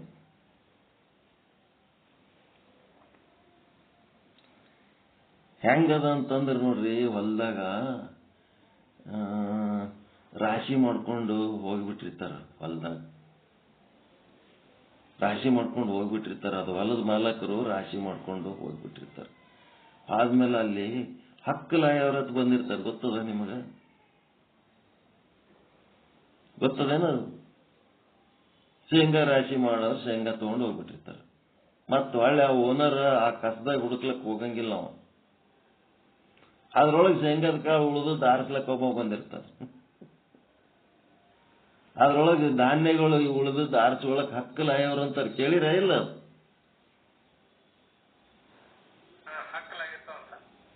ಇನ್ನೊಂದಿಷ್ಟು ಉಳಿದಿರ್ತದ ಅದ್ರಾಗ ಏನೋ ಒಂದು ಅಲ್ಲೆಲ್ಲಿ ಉಳಿದಿರ್ತದಲ್ಲ ಅದನ್ನ ಆರಿಸ್ಕೊಂಡು ಐದಕ್ಕೆ ಮಾರ ಏನ್ ಕೆಲಸ ಅದು. ಹಂಗ ಹಕ್ಕಲಾಯವ್ರು ಅಂತಾರೆ ಅವ್ರಿಗೆ. ಇದು ಏನಾಗ್ಯದ, ಅವನು ತತ್ವಜ್ಞಾನಿ, ಜ್ಞಾನನಿಷ್ಠೆ ಹೊಂದವ, ಆತ್ಮಜ್ಞಾನಿ, ಬ್ರಹ್ಮಜ್ಞಾನಿ ಏನ್ ಮಾಡ್ಯಾನ, ಆ ಬ್ರಹ್ಮನೇ ಬೇರೆ ಈ ಜಗತ್ತೇ ಬೇರೆ ಅಂತ ತಿಳ್ಕೊಂಡು ಅವ ಇದ್ರೊಳಗ ತುಚ್ಛ ಅಂತ ತಿಳ್ಕೊಂಡ್ಬಿಟ್ಟಾನಿದು. ಜಗತ್ತಿನ ವಿಚಾರ ಎಲ್ಲ ತುಚ್ಛ ಅಂದ್ಕೊಂಡ್ಮೇಲೆ ಆ ಜಗತ್ತ ಬ್ರಹ್ಮನಿಂದ ಭಿನ್ನವಿಲ್ಲ. ಆ ಬ್ರಹ್ಮ ಕಣಕಣದಲ್ಲಿ ಆ ಬ್ರಹ್ಮನೇ ಅದನ. ಇರ್ಬೋದು ಬಿಡಪ್ಪ, ನಮ್ಗೇನ್ ಮಾಡೋದದ, ನಾವು ಬ್ರಹ್ಮನ ಕಡೆ ಲಕ್ಷ್ಯ ಕೊಟ್ಕೊಂಡಿದೀವಿ ಹೊರತು ಅವ ಕಂಕರ್ ಮೇ ಶಂಕರ್ ಇದ್ರೆ ಇರ್ಲಿ ಬಿಡು, ನಮ್ಗೇನ್ ಮಾಡೋದದ. ಶಂಕರ್ ಹೋಗಿ ಬೇಕಿದ್ರೆ ಅವ ಕಂಕರ್ ಆಗಲ್ಲಕ್ಕ, ನಾವ್ಯಾಕ ಕಂಕರ್ ತಲೆ ಕೆಡಿಸ್ಕೊಳಕ್ ಹೋಗಮ್ಮ ಅಂತೇಳಿ ಅವ ತುಚ್ಛ ಮಾಡಿ ಒಗದ್ಬಿಟ್ಟಾನೆ. ಒಂದು ಮಾವಿನ ಹಣ್ಣು ಅರ್ಧ ಕೊಳತದ ಅರ್ಧ ಚಲೋ ಅದ ಅಂತಂದ್ರ ಅದೇನಾರೇ ಕಟ್ ಮಾಡ್ಕೊಂಡು ತಿಲ್ಲಕ್ ಹೋಗ್ತೀರೇನು, ಎಲ್ಲ ಒಗದ್ ಬಿಡ್ತೀರ ಇಲ್ಲ? ಅವ ತುಚ್ಛ ಮಾಡಿ ಒಗದ್ಬಿಟ್ಟಾನದು. ಅವ್ ಒಗದ್ರಾಗ ಇವ್ರು ಏನ್ ಮಾಡ್ಲಕತ್ತಾರ, ಶೂನ್ಯವಾದಿಗಳು ಅದ್ರಾಗಿಂದು ಒಂದು ಈಟು ಸತ್ಯ ತಗೊಂಡು ಇದು ಸತ್ಯ ಅನ್ಕೋತ ಅದಕ್ಕೆ ಶೂನ್ಯ ಅನ್ಕೋತ ಕೂತಾರ. ಅದಕ್ಕೆ ಇಲ್ಲೇನದ, ತುಚ್ಛ ಅಂದ್ರು ಒಂದೇ, ಅಸತ್ ಅಂದ್ರು ಒಂದೇ, ಶೂನ್ಯ ಅಂದ್ರು ಒಂದೇ. ಇದು ಗಟ್ಟಿಯಾಗಿ ತಿಳ್ಕೊರಿ. ಅಜ್ಞಾನವನ್ನೇ ಅವ್ರೇನ್ ಮಾಡ್ಬಿಟ್ಟಾರ, ಗಟ್ಟಿಯಾಗಿ ಹಿಡ್ಕೊಂಡಾರ. ಅದನ್ನೇ ಅದು ಜ್ಞಾನ ಅಂತ ತಿಳ್ಕೊಂಡಾರ. ಆತ್ಮದ ಬಗ್ಗೆ ಅವ್ರಿಗೆ ಅನುಭವನೇ ಇಲ್ಲ, ಮತ್ತೆ ತಿಳ್ಕೋಬೇಕನ್ನೋದನ್ನು ಇಲ್ಲ. ಅದನ್ನೇ ಸಾಧಿಸ್ತಾರ ಅವರು. ಅದಕ್ಕೆ ಈ ರೀತಿಯಿಂದ ತುಚ್ಛ ರೂಪವಾಗಿ ಪ್ರತೀತಿಯಾಗುವ ಯಾವ ಅಜ್ಞಾನವಿರುವುದೋ ಅದರಲ್ಲಿ ಮೋಹಿತವಾದ ಶೂನ್ಯವಾದಿ ಪರಮ ಪುರುಷಾರ್ಥವನ್ನ ತಿಳಿಯಲೇ ಇಲ್ಲ. ಮತ್ತೇನೆಂದರೆ ತುಚ್ಛ ರೂಪವಾದ ಆನಂದಮಯ ಕೋಶವನ್ನೇ ಆತ್ಮವೆಂದು ಹೇಳುತ್ತಾನೆ. ಹೆಂಗ್ ತುಚ್ಛ ಆಯ್ತದು? ಈಗ ಆನಂದಮಯ ಕೋಶ ಅಂದ್ರೆ ಏನು? ಸುಷುಪ್ತಾವಸ್ಥೆ ಹೌದಲ್ಲ, ಆನಂದ ಅನುಭವಿಸ್ತಿರಲ್ಲ. ಈ ಸುಷುಪ್ತಾವಸ್ಥೆ ಅದೇನು ಸದ್ರೂಪದನ, ನಿರ್ವಿಕಾರ ಅದ ಏನ್ರಿ ಅದು? ವಿಕಾರದ ಒಂದೇ ತರ ಇರ್ತದೇನ? ದಿನ ಮಕ್ಕೊಂಡು ನಿದ್ದೆ ಮಾಡಾಗ ಹಿಂಗೆ ಇರ್ತದೆ, ಇದೇ ಟೈಮ ಹಿಂಗೆ ನಿದ್ದೆ ಹತ್ತದೇನು? ಒಂದೊಂದ್ ಸಲ ಒಂದೊಂದ್ ತರ ಇರ್ತದ ಇಲ್ಲ? ವಿಕಾರದ. ಮತ್ತ ಅದ್ರೊಳಗೆ ಏನಾರ ನಾನು ಆನಂದಮಯ ಕೋಶ ಅದೀನಿ ಅಂತ ಹೇಳಕ್ಕೆ ತನ್ನ ಬಗ್ಗೆ ತನಗೇನಾರ ಅನುಭವ ಅದೇನದಕ್ಕ? ಇಲ್ಲ. ಮತ್ತ ಆನಂದ ಅದ ಅಂತಂದ್ರ ಅದ್ರಾಗ ದುಃಖ ಅದ ಇಲ್ಲ? ಆನಂದಮಯ ಕೋಶ ನಿದ್ದೆ ಒಳಗ ನಿಮ್ಗ ದುಃಖದ ಅಂತಂದ್ರ ಏನದು ಅಂತಂದ್ರ ಏನು ಗೊತ್ತಿಲ್ದಂಗ ಮಲ್ಕೊಂಡಿರಂದ್ರು ಸಹಿತ ಅಲ್ಲಿ ಹಿಂದ ದುಃಖ ಮರ್ತು ಮಲ್ಕೊಂಡಿರಿ, ಅದ್ರ ಎದ್ದು ಕೂಡ್ಲೇನೆ ದುಃಖ ಬರ್ತದ ಇಲ್ಲ? ಕಾಯ್ಕೊಂಡು ಕೂತದಿಲ್ಲ ಅದಕ್ಕೆ. ದುಃಖ, ಚಿಂತೆ, ಭಯ ಅದನ್ನ ಅದಿ ಬಿಟ್ಕೊಂಡು ಮಕ್ಕೊಂಡದಿ ಅಷ್ಟೇ. ಸಾಲ ಮಾಡಿ ನಿದ್ದೆ ಎತ್ತದ ಅಷ್ಟೇ. ಮುಂಜಾನೆ ಎದ್ದು ಕೂಡಲೇ ಸಾಲಗಾರ ಬರ್ತಾರ ಇಲ್ಲ? ಏನ್ ನಿದ್ದೆ ಎತ್ತದ ಆನಂದವಾಗಿ ಅದಾರ ಅಂದ್ರೆ ಏನ್ ಸಾಲ ತೀರೋಗಿಲ್ಲ ಏನಲ್ಲಿ?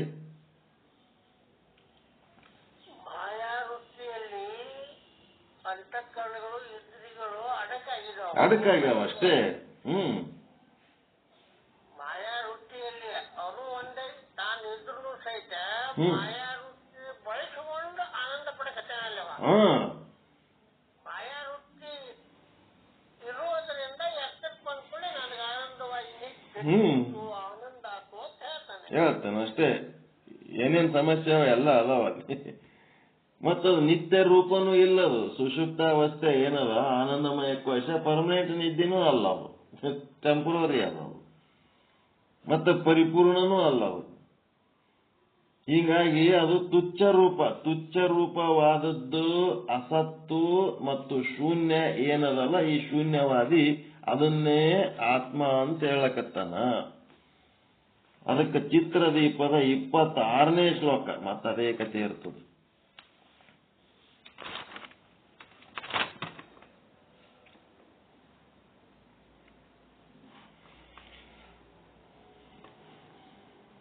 ಮಾಯಾವೃತ್ತಿ ಬಳಸಿಕೊಂಡು ಅದರಲ್ಲಿ ಅಂತಃಕರಣ ಇಂದ್ರಿಯಗಳು ಗೌಣ ಆಗಿ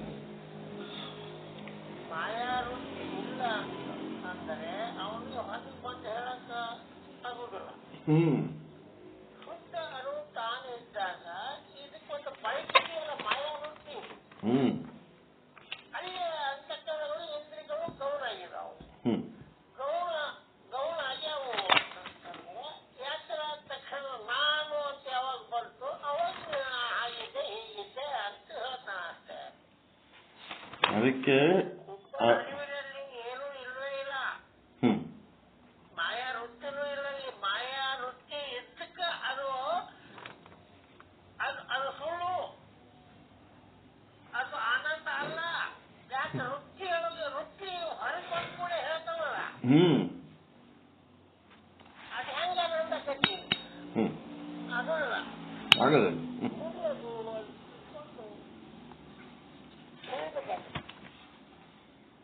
ಅದಕ್ಕೆ ಏನಂತಾನ, ಆತ್ಮ ಹಾಗೂ ಅನಾತ್ಮ ಎಲ್ಲಾ ವಸ್ತುಗಳು ಏನಾಗ್ಯದ, ಸುಷುಪ್ತಾವಸ್ಥೆ ಒಳಗ ಆತ್ಮ ಅನಾತ್ಮ ಎಲ್ಲಾನು ಏನಾಗ್ಬಿಟ್ಟದ, ಶೂನ್ಯ ಆಗ್ಯದ. ಹಿಂಗಾಗಿ ಶೂನ್ಯವೇ ಪರಮತತ್ವ ಅಂತ ಅಲ್ಲಿ ಏನು ವ್ಯವಹಾರನೇ ಇಲ್ಲ ಅನ್ನಂಗ ಮಾತಾಡ್ತಾನ. ಏನು ಅದನ್ನ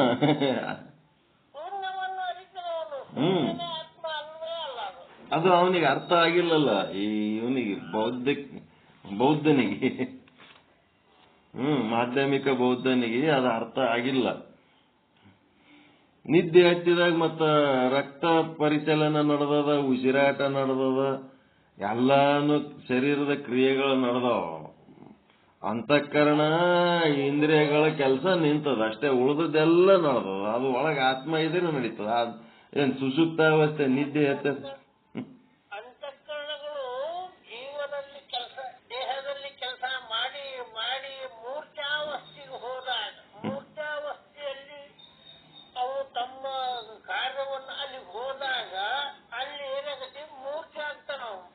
ಗರ್ಭದಲ್ಲಿ ಮಗು ಇದ್ದಾಗ ಮೂರ್ಛೆ ಐತಿ, ಅದೇನೂ ಇಲ್ಲ, ಯಾವ ಜ್ಞಾನ ಇಲ್ಲದಕ್ಕೆ. ಆದರೆ ಅದು ಹಿಂದಿನ ವಾಸನ ಅಷ್ಟೇ ಇರ್ತತಿ. ಹಂಗ ಅಂತಃಕರಣ ಮೂರ್ಛಾವಸ್ಥೆಗೆ ಆ ಒಂದು ಜೀವನ ಅವಸ್ಥೆ, ಜನನಾವಸ್ಥೆಗಿಂತ ಪೂರ್ವದಲ್ಲಿ ಗರ್ಭದಲ್ಲಿ ಇರ್ತಕ್ಕಂಥ ಅವಸ್ಥೆಗೆ ಅಂತಃಕರಣಗಳು ಹೋದಾಗ ಹಂಸ ಕ್ರಿಯೆ ನಡೀತಿರ್ತತಿ. ಆದರೆ ಅವನಿಗೆ ಅಂತಃಕರಣ ಇಂದ್ರಿಯಗಳಿಂದಾಗಲಿ ಅಂತಃಕರಣಗಳಿಂದಾಗಲಿ ಯಾವ ಕಾರ್ಯ ಸ್ಥಗಿತ ಆಗಿರ್ತಾವೋ ಅದಕ್ಕೆ ಮೂರ್ಛೆ. ಅವನ ಸತ್ತಾನಂದ್ರೆ ಹಂಸ ಕ್ರಿಯೆ ನಿಂತಿದ್ರೆ ಸಾಯ್ತಾನವ, ಇಲ್ಲಿ ಕಂಡು ಕೋಮಾದಲ್ಲಿ ಇರ್ತಾನ. ಹೌದೌದು. ಜನನ ಮೂರ್ಛಾವಸ್ಥೆ, ಜೀವನ ಜಾಗೃತಾವಸ್ಥೆ, ಸುಸುಪ್ತಾವಸ್ಥೆ, ಸ್ವಪ್ನಾವಸ್ಥೆ, ಸ್ವಪ್ನದಿಂದ ಜಾಗ್ರಾವಸ್ಥೆ, ಜಾಗ್ರಾವಸ್ಥೆ ಬಂದ ನಂತರ ಮತ್ತೆ ಮೂರ್ಛಾವಸ್ಥೆ, ಮರಣ ಮೂರ್ಛಾವಸ್ಥೆ. ಈ 7 ಭಾಗಗಳನ್ನ ಜೀವನ ಅವಸ್ಥೆಗಳಾಗಿ ಹೇಳಿದ್ದಾರೆ.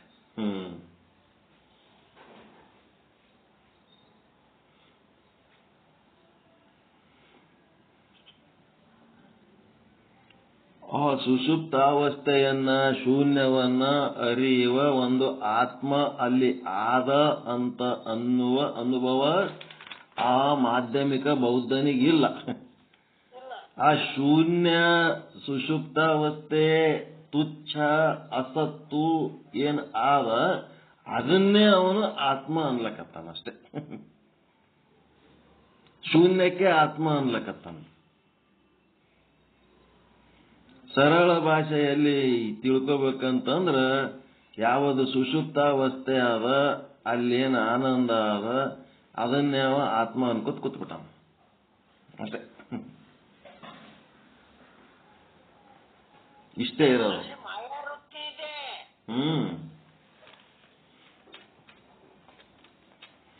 ಅದನ್ನ ಆನಂದಮಯ ಸತ್ಯ ಆಗಂಗಿಲ್ಲ. ಆದ್ರೆ ಅವನಿಗೆ ಆ ಸತ್ತಿನ ಅನುಭವ ಇಲ್ಲದಕ್ಕ ಅಸತ್ತನ್ನೇ ಸತ್ತ ಅಂದ್ಬಿಟ್ಟ.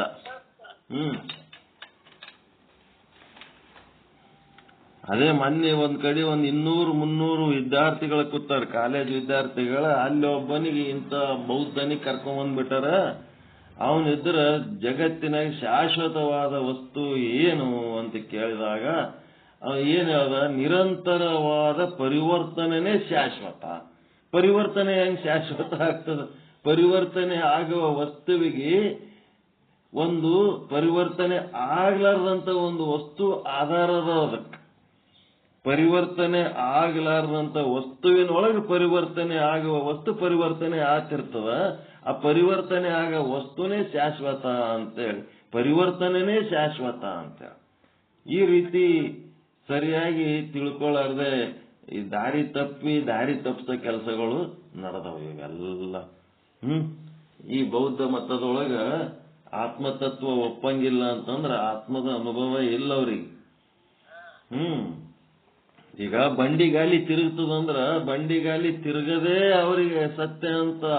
ಅದು ಬಂಡಿಗಾಲಿ ತಿರುಗದಕ್ಕೆ ಆಸರೆಯಾಗಿರುವಂತ ಮಧ್ಯದಲ್ಲಿರುವಂತ ಒಂದು ಶಾಫ್ಟ್ ಅದಲ್ಲ, ಆ ರಾಡ್ ತಿರುಗಂಗಿಲ್ಲ. ಅದು ತಿರುಗಲಾರ್ದ ರಾಡ್, ಅದಕ್ಕೆ ಅವ್ರಿಗೆ ಲಕ್ಷ್ಯ ಇಲ್ಲ. ಮಧ್ಯದಲ್ಲಿ ಅದಕ್ಕೆ ಏನಂತೀರಿ? ಏನಂತೀರಲ್ಲ ಅದಕ್ಕೆ ಅಚ್ಚ. ಅದು ಅಚ್ಚು ಏನ್ ಮಾಡ್ತದ? ತಿರುಗಂಗಿಲ್ಲ. ಅದು ತಿರುಗ ಬಂಡಿಗೆ ಆಸರೆ ಆಗ್ಯದ, ತಾನು ತಿರುಗಂಗಿಲ್ಲ. ತಿರುಗುವ ಬಂಡಿಗೆ ಅದು ಆಸರೆ ಆಗ್ಯದ. ಅದು ತಿರುಗಲಾರದಂತ ಅಚ್ಚಿನ ಕಡೆ ಅವ್ರ ಲಕ್ಷ್ಯ ಇಲ್ಲ. ತಿರುಗ ಬಂಡಿನೇ, ಬಂಡಿಯ ಚಕ್ರದ ತಿರುಗುವಿಕೆಯೇ ಆತ್ಮ ಅಂತಾರ ಅವ್ರು. ಅದು ಏನದ? ಕಂಟಿನ್ಯೂಸ್ ತಿರುಗ್ತಿರ್ತದಲ್ಲ, ಹಿಂಗಾಗಿ ಅದಕ್ಕೆ ಅವ್ರು ಶೂನ್ಯನು ಅಂತಾರ ಅವ್ರು.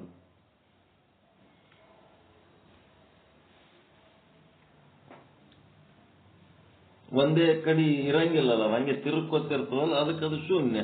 ಇದು ಹಿಂಗೆ ಅಂತ ಹೇಳಂಗಿಲ್ಲ. ಇದು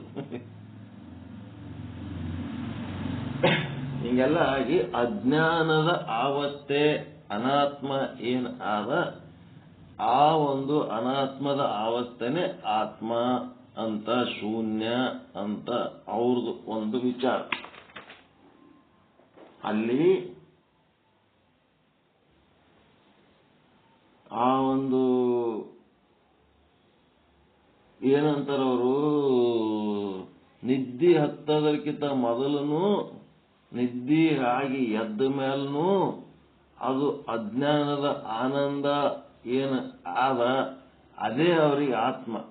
ನಿಜವಾದ ಆತ್ಮದ ಆನಂದ ಅವರಿಗಿಲ್ಲ ಅಷ್ಟೇ.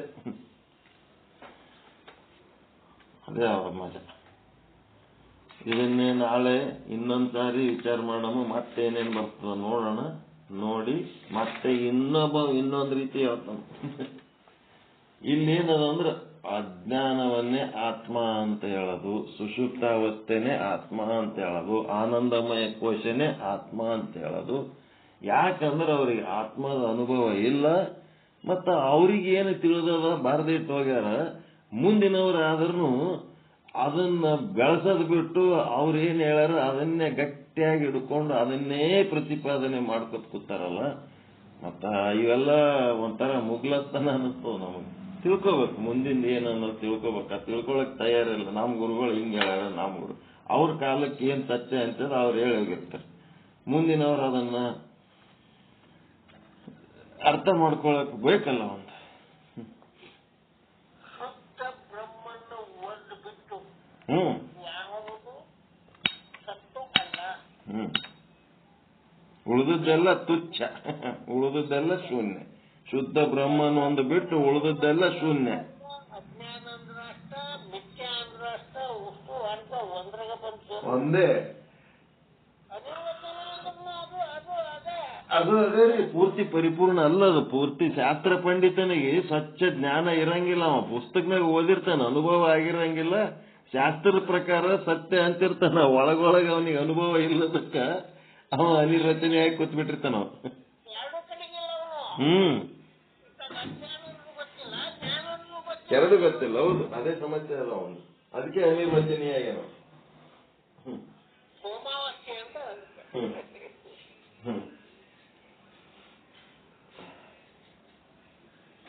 ಮುಗಿಸೋಣ್ರಿ, ಟೈಮ್ ಭಾಳ ಆಯ್ತು. 9:04 ಸಂಡೇ ಸ್ಪೆಷಲ್ ಒಂದ್ ಸ್ವಲ್ಪ ಎಕ್ಸ್ಟ್ರಾ ಆಯ್ತು. ಸ್ವಲ್ಪ ನೀವು ಅವ್ರ ಮಾಂತೇಶ್ ಅವ್ರು ಬರ್ಲಿಲ್ಲ ಅಂದ್ರೆ ನಮ್ಗೆ ಹೇಳಿದ್ರ ಜಲ್ದಿ ಮುಗಿಸ್ಬಿಡ್ತೀವಿ. ಮಾಂತೇಶ್ ಬಂದಿಲ್ಲ ಅಂತೇಳಿ ನೀವೇ ಏನಾರ ಮಾಡ್ಕೊತ ಕೂತ್ರಿ ಹೆಂಗದ? ನಿಮಗೆ ಸಾಯಂಕಾಲ ಮಧ್ಯಾಹ್ನ ಬೇಕಾದಷ್ಟು ಟೈಮ್ ಕೊಟ್ಟಿವಿ. ನಿಮ್ ಪ್ರಾಕ್ಟೀಸ್ ಕ್ಲಾಸ್ಗಳೆಲ್ಲ ಅವಾಗ ಮಾಡ್ಬೇಕು. ಇವೆಲ್ಲ ಮುಂಜಾನೆ ಕೋರ್ ಟೈಮ್ನೊಳಗ ಕರೆಕ್ಟ್ ಜ್ಞಾನಕ್ಕ ಇದು ಕೊಡ್ಬೇಕು, ನೀವು ಮಹತ್ವ ಕೊಡ್ಬೇಕು. ಪರಮಾನಂದ ಪ್ರಾಪ್ತಿ ಭವ, ಸರ್ವ ದುಃಖ ನಿವೃತ್ತಿ ಭವ, ಇಷ್ಟಾರ್ಥ ಸಿದ್ಧಿರಸ್ತು, ಯಶಸ್ವಿ ಭವ ಯಶಸ್ವಿ ಭವ. ಜೈ ಶುದ್ಧ ಬ್ರಹ್ಮ, ಜೈ ಜೈ ಶುದ್ಧ ಬ್ರಹ್ಮ. ಓಂ ಶಾಂತಿ ಶಾಂತಿ ಶಾಂತಿ. ಎಲ್ಲರಿಗೂ ಶರಣು ಶರಣಾರ್ಥಿ. ಎಲ್ಲರಿಗೂ ಶರಣು ಶರಣ. ಸಮಯ ಬಹಳ ಆಗ್ಯದ. ಮತ್ ಮಧ್ಯಾಹ್ನ ಏನದರಿ ಇವತ್ತು 1 ಗಂಟೆಗೆ ಭಗವದ್ಗೀತೆ ಕ್ಲಾಸ್. ಎಷ್ಟು ಜನ ಅಟೆಂಡ್ ಆಗ್ಲಕತ್ತೀರಿ ಗೊತ್ತಿಲ್ಲ. ಮತ್ತೆ ಎಲ್ಲರೂ ಅಟೆಂಡ್ ಆಗಿ ಭಗವದ್ಗೀತೆ ಶ್ಲೋಕಗಳ ಅರ್ಥಗಳನ್ನ ಶ್ರವಣ ಮನನ ಮಾಡಬೇಕು. ಪರ್ಮನೆಂಟ್ ಅವೆಲ್ಲ ಶಾಶ್ವತವಾದ ವಿಚಾರಗಳಿರ್ತಾವ.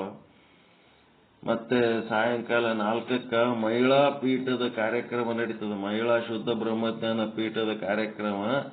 ನಿಮ್ಮ ಹೆಂಡ್ರಿಗೆ ಮಕ್ಕಳಿಗೆ ಅದ್ರಾಗ ಜಾಯಿನ್ ಮಾಡಿಸ್ಬೇಕು. ನೀವೂ ಜಾಯಿನ್ ಆಗ್ಬೇಕು. ನಿಮ್ಮ ಹೆಣ್ಮಕ್ಳಿಗೆ ಅದು ಏನಾರ ಹಾಡ್ಲಕ್ ಬರ್ತಿತ್ತು, ಮಕ್ಕಳಿಗೆ ಏನಾರ ಹೇಳಕ್ ಬರ್ತಿತ್ತು ಅಂದ್ರೆ ಕಲಿಸ್ಬೇಕು. ತರಬೇತಿ ಕೊಡೋದಕ್ಕೆ ಇಡೀ ಕುಟುಂಬದ ಕಾಳಜಿ ವಹಿಸಿ ಅದು ಒಂದು ಸಂಡೇ ಸ್ಪೆಷಲ್ ಕ್ಲಾಸ್ ಇಟ್ಟಿವಿ ನಾವು. ಹೆಣ್ಮಕ್ಳಿಗೆ ಕೂಡಿಲ್ಲತ್ತೇಳಿ ಕುಂದಿರ್ಸಿ 4 ರಿಂದ 6 ಹೆಣ್ಮಕ್ಳು ಎಲ್ಲರೂ ಏನೇನ್ ಮಾಡ್ತಿರ್ತಾರೆ, ಏನ್ ಬೆಕ್ಕದ್ ಹೇಳಲಕ್ಕ, ಏನ್ ಬೆಕ್ಕದ್ ಹಾಡಲಕ್ಕ, ಆ ಜ್ಞಾನಕ್ಕ ಅಲ್ಲಿ ಮಹತ್ವ ಕೊಟ್ಟು ಹೈರಾಣ ಹಾಕ್ಬೇಡ್ರಿ. ಮೊದಲು ಅವ್ರು ಇಲ್ಲಿ ಬಂದು ಕುಂದಿರೋದು ಕಲೀಲಿ ಅನ್ನೋದಕ್ಕೆ ಹೆಂಡ್ರ ಮಕ್ಕಳ ಸಲುವಾಗಿ ಒಂದು ವ್ಯವಸ್ಥೆ ಮಾಡಿವಿ. ಏನ್ರಿ ಏನ್ ಬರ್ತದೆ ಹೇಳ್ರತ್, ಬಾಯಿ ತೆರೆಯೋದು ಕಲಿಸೋದು, ಅಲ್ಲಿ ಕುಂದಿರೋದು ಕಲಿಸೋದಕ್ಕೆ ಅದೊಂದು ಮಾಡೀವಿ. ಅವ್ರ ತತ್ವಜ್ಞಾನ ಹೇಳೋರು ನಾಗರತ್ನಮ್ಮ ಅವರು, ಗೌರಮ್ಮ ಅವರು ಅಲ್ಲಿ ಹೇಳೋರು ಹೇಳ್ತಿರ್ತಾರ. ಮೊದಲು ಇವ್ರಿಗೆ ಕುಂತ ಕಲೀಲಿ ಬರ್ಲಿ ಅಂತ ಹೇಳ್ಕೆ ಮಾಡೀವಿ. ಅಲ್ಲಿನೂ ಚಲೋ ಹೆಣ್ಮಕ್ಳು ಒಳ್ಳೆ ಅನುಭವಿಗಳು ಬರ್ತಾರ, ಹೇಳ್ತಾರ, ಎಲ್ಲ ಚಂದ. ಅದಕ್ಕ ಆ ಕಾರ್ಯಕ್ರಮದಾಗ ಏನಂದ್ರ ಗಂಡಸ್ ಮಕ್ಕಳು ಎಲ್ಲರೂ ಜಾಯಿನ್ ಆಗ್ಬೋದು, ಆದ್ರೆ ಬಾಯಿ ತೆರೆಯಂಗಿಲ್ಲ. ಗಪ್ ಕೂತ್ ನೋಡ್ಬೇಕಷ್ಟೇ, ಸಾಕ್ಷಿ ಅಷ್ಟೇ. ಹೆಣ್ಮಕ್ಳು ಸಣ್ಣ ಮಕ್ಕಳು, ಅವು ಗಂಡ ಹಾಕಿರ್ಲಕ್ಕ ಹೆಣ್ಣು ಹಾಕಿರ್ಲಕ್ಕ, ಸಣ್ಣ ಮಕ್ಕಳು ಹೆಣ್ಣು ಮಕ್ಕಳು ಏನಾರ ಹೇಳ್ತಿದ್ದು ಅಂತಂದ್ರ 14 ವರ್ಷದ ಒಳಗಿನ ಮಕ್ಕಳು ಮತ್ತೆ ಹೆಣ್ಣು ಮಕ್ಕಳು ಅವ್ರ ಸಲುವಾಗಿ ಆ ಕಾರ್ಯಕ್ರಮ ಅದ. ಅಲ್ಲಿ ಅವ್ರ ಕಡೆಯಿಂದ ಎಲ್ಲಾ ಚಟುವಟಿಕೆಗಳು ನಡೆದಿರ್ತಾವ. ನೋಡಿ ಸಂತೋಷ ಪಡೋದು. ಗಂಡು ಮಕ್ಕಳು ಯಾರು ಮಾತಾಡೋದಿಲ್ಲ, ಜಾಯಿನ್ ಆಗಿ ನೋಡ್ಕೋತಿರ್ಬೇಕು. ಇಷ್ಟ ಅದು ಅವ್ರ ರೂಲ್ಸ್ ಹಂಗದ. ಆಯ್ತು. ಮತ್ತೆ ರಾತ್ರಿ ಯಥಾವತ್ತಾಗಿ ತತ್ವಜ್ಞಾನ ಇರ್ತದ. ನಾವು ಇರಂಗಿಲ್ಲ, ಕಾಶಿ ಗುರುಗಳದ ಕಾರ್ಯಕ್ರಮ 5 ದಿವಸ ಇರ್ತದ. 5 ದಿನಾನು ನಾವು ಅಲ್ಲೇ ಇರ್ಬೇಕಾಗ್ತದ. ಅಲ್ಲಿ ಓದ್ತೀವಿ. ನೀವೇ ನಡೆಸ್ಬೇಕು ರಾತ್ರಿ ಪಾಠ. ಈ ಜ್ಞಾನದ ಪಾಠ ನಡೆಯುವ ಸಮಯದಲ್ಲಿ ನಿಮ್ಮ ಗ್ರಂಥಗಳು ಬಿಚ್ಕೊಂಡು ಕುಂತು ಟೈಮ್ ವೇಸ್ಟ್ ಮಾಡಬೇಡ್ರಿ. ಅದೇ ಒಂದು ನಮ್ಮ ಸೂಚನೆ. ಇವತ್ತು ಮಾಡಿದ್ದು ತಪ್ಪದು. ಅವ್ರ ಮಾಂತೇಶ್ ಅವ್ರು ಬಂದಿಲ್ಲ ಅಂತಂದ್ರೆ ನಮ್ಗೆ ಹೇಳ್ಬೇಕು, ನಾವು ಪಾಠ ಹೇಳ್ತಿದ್ದೆವು.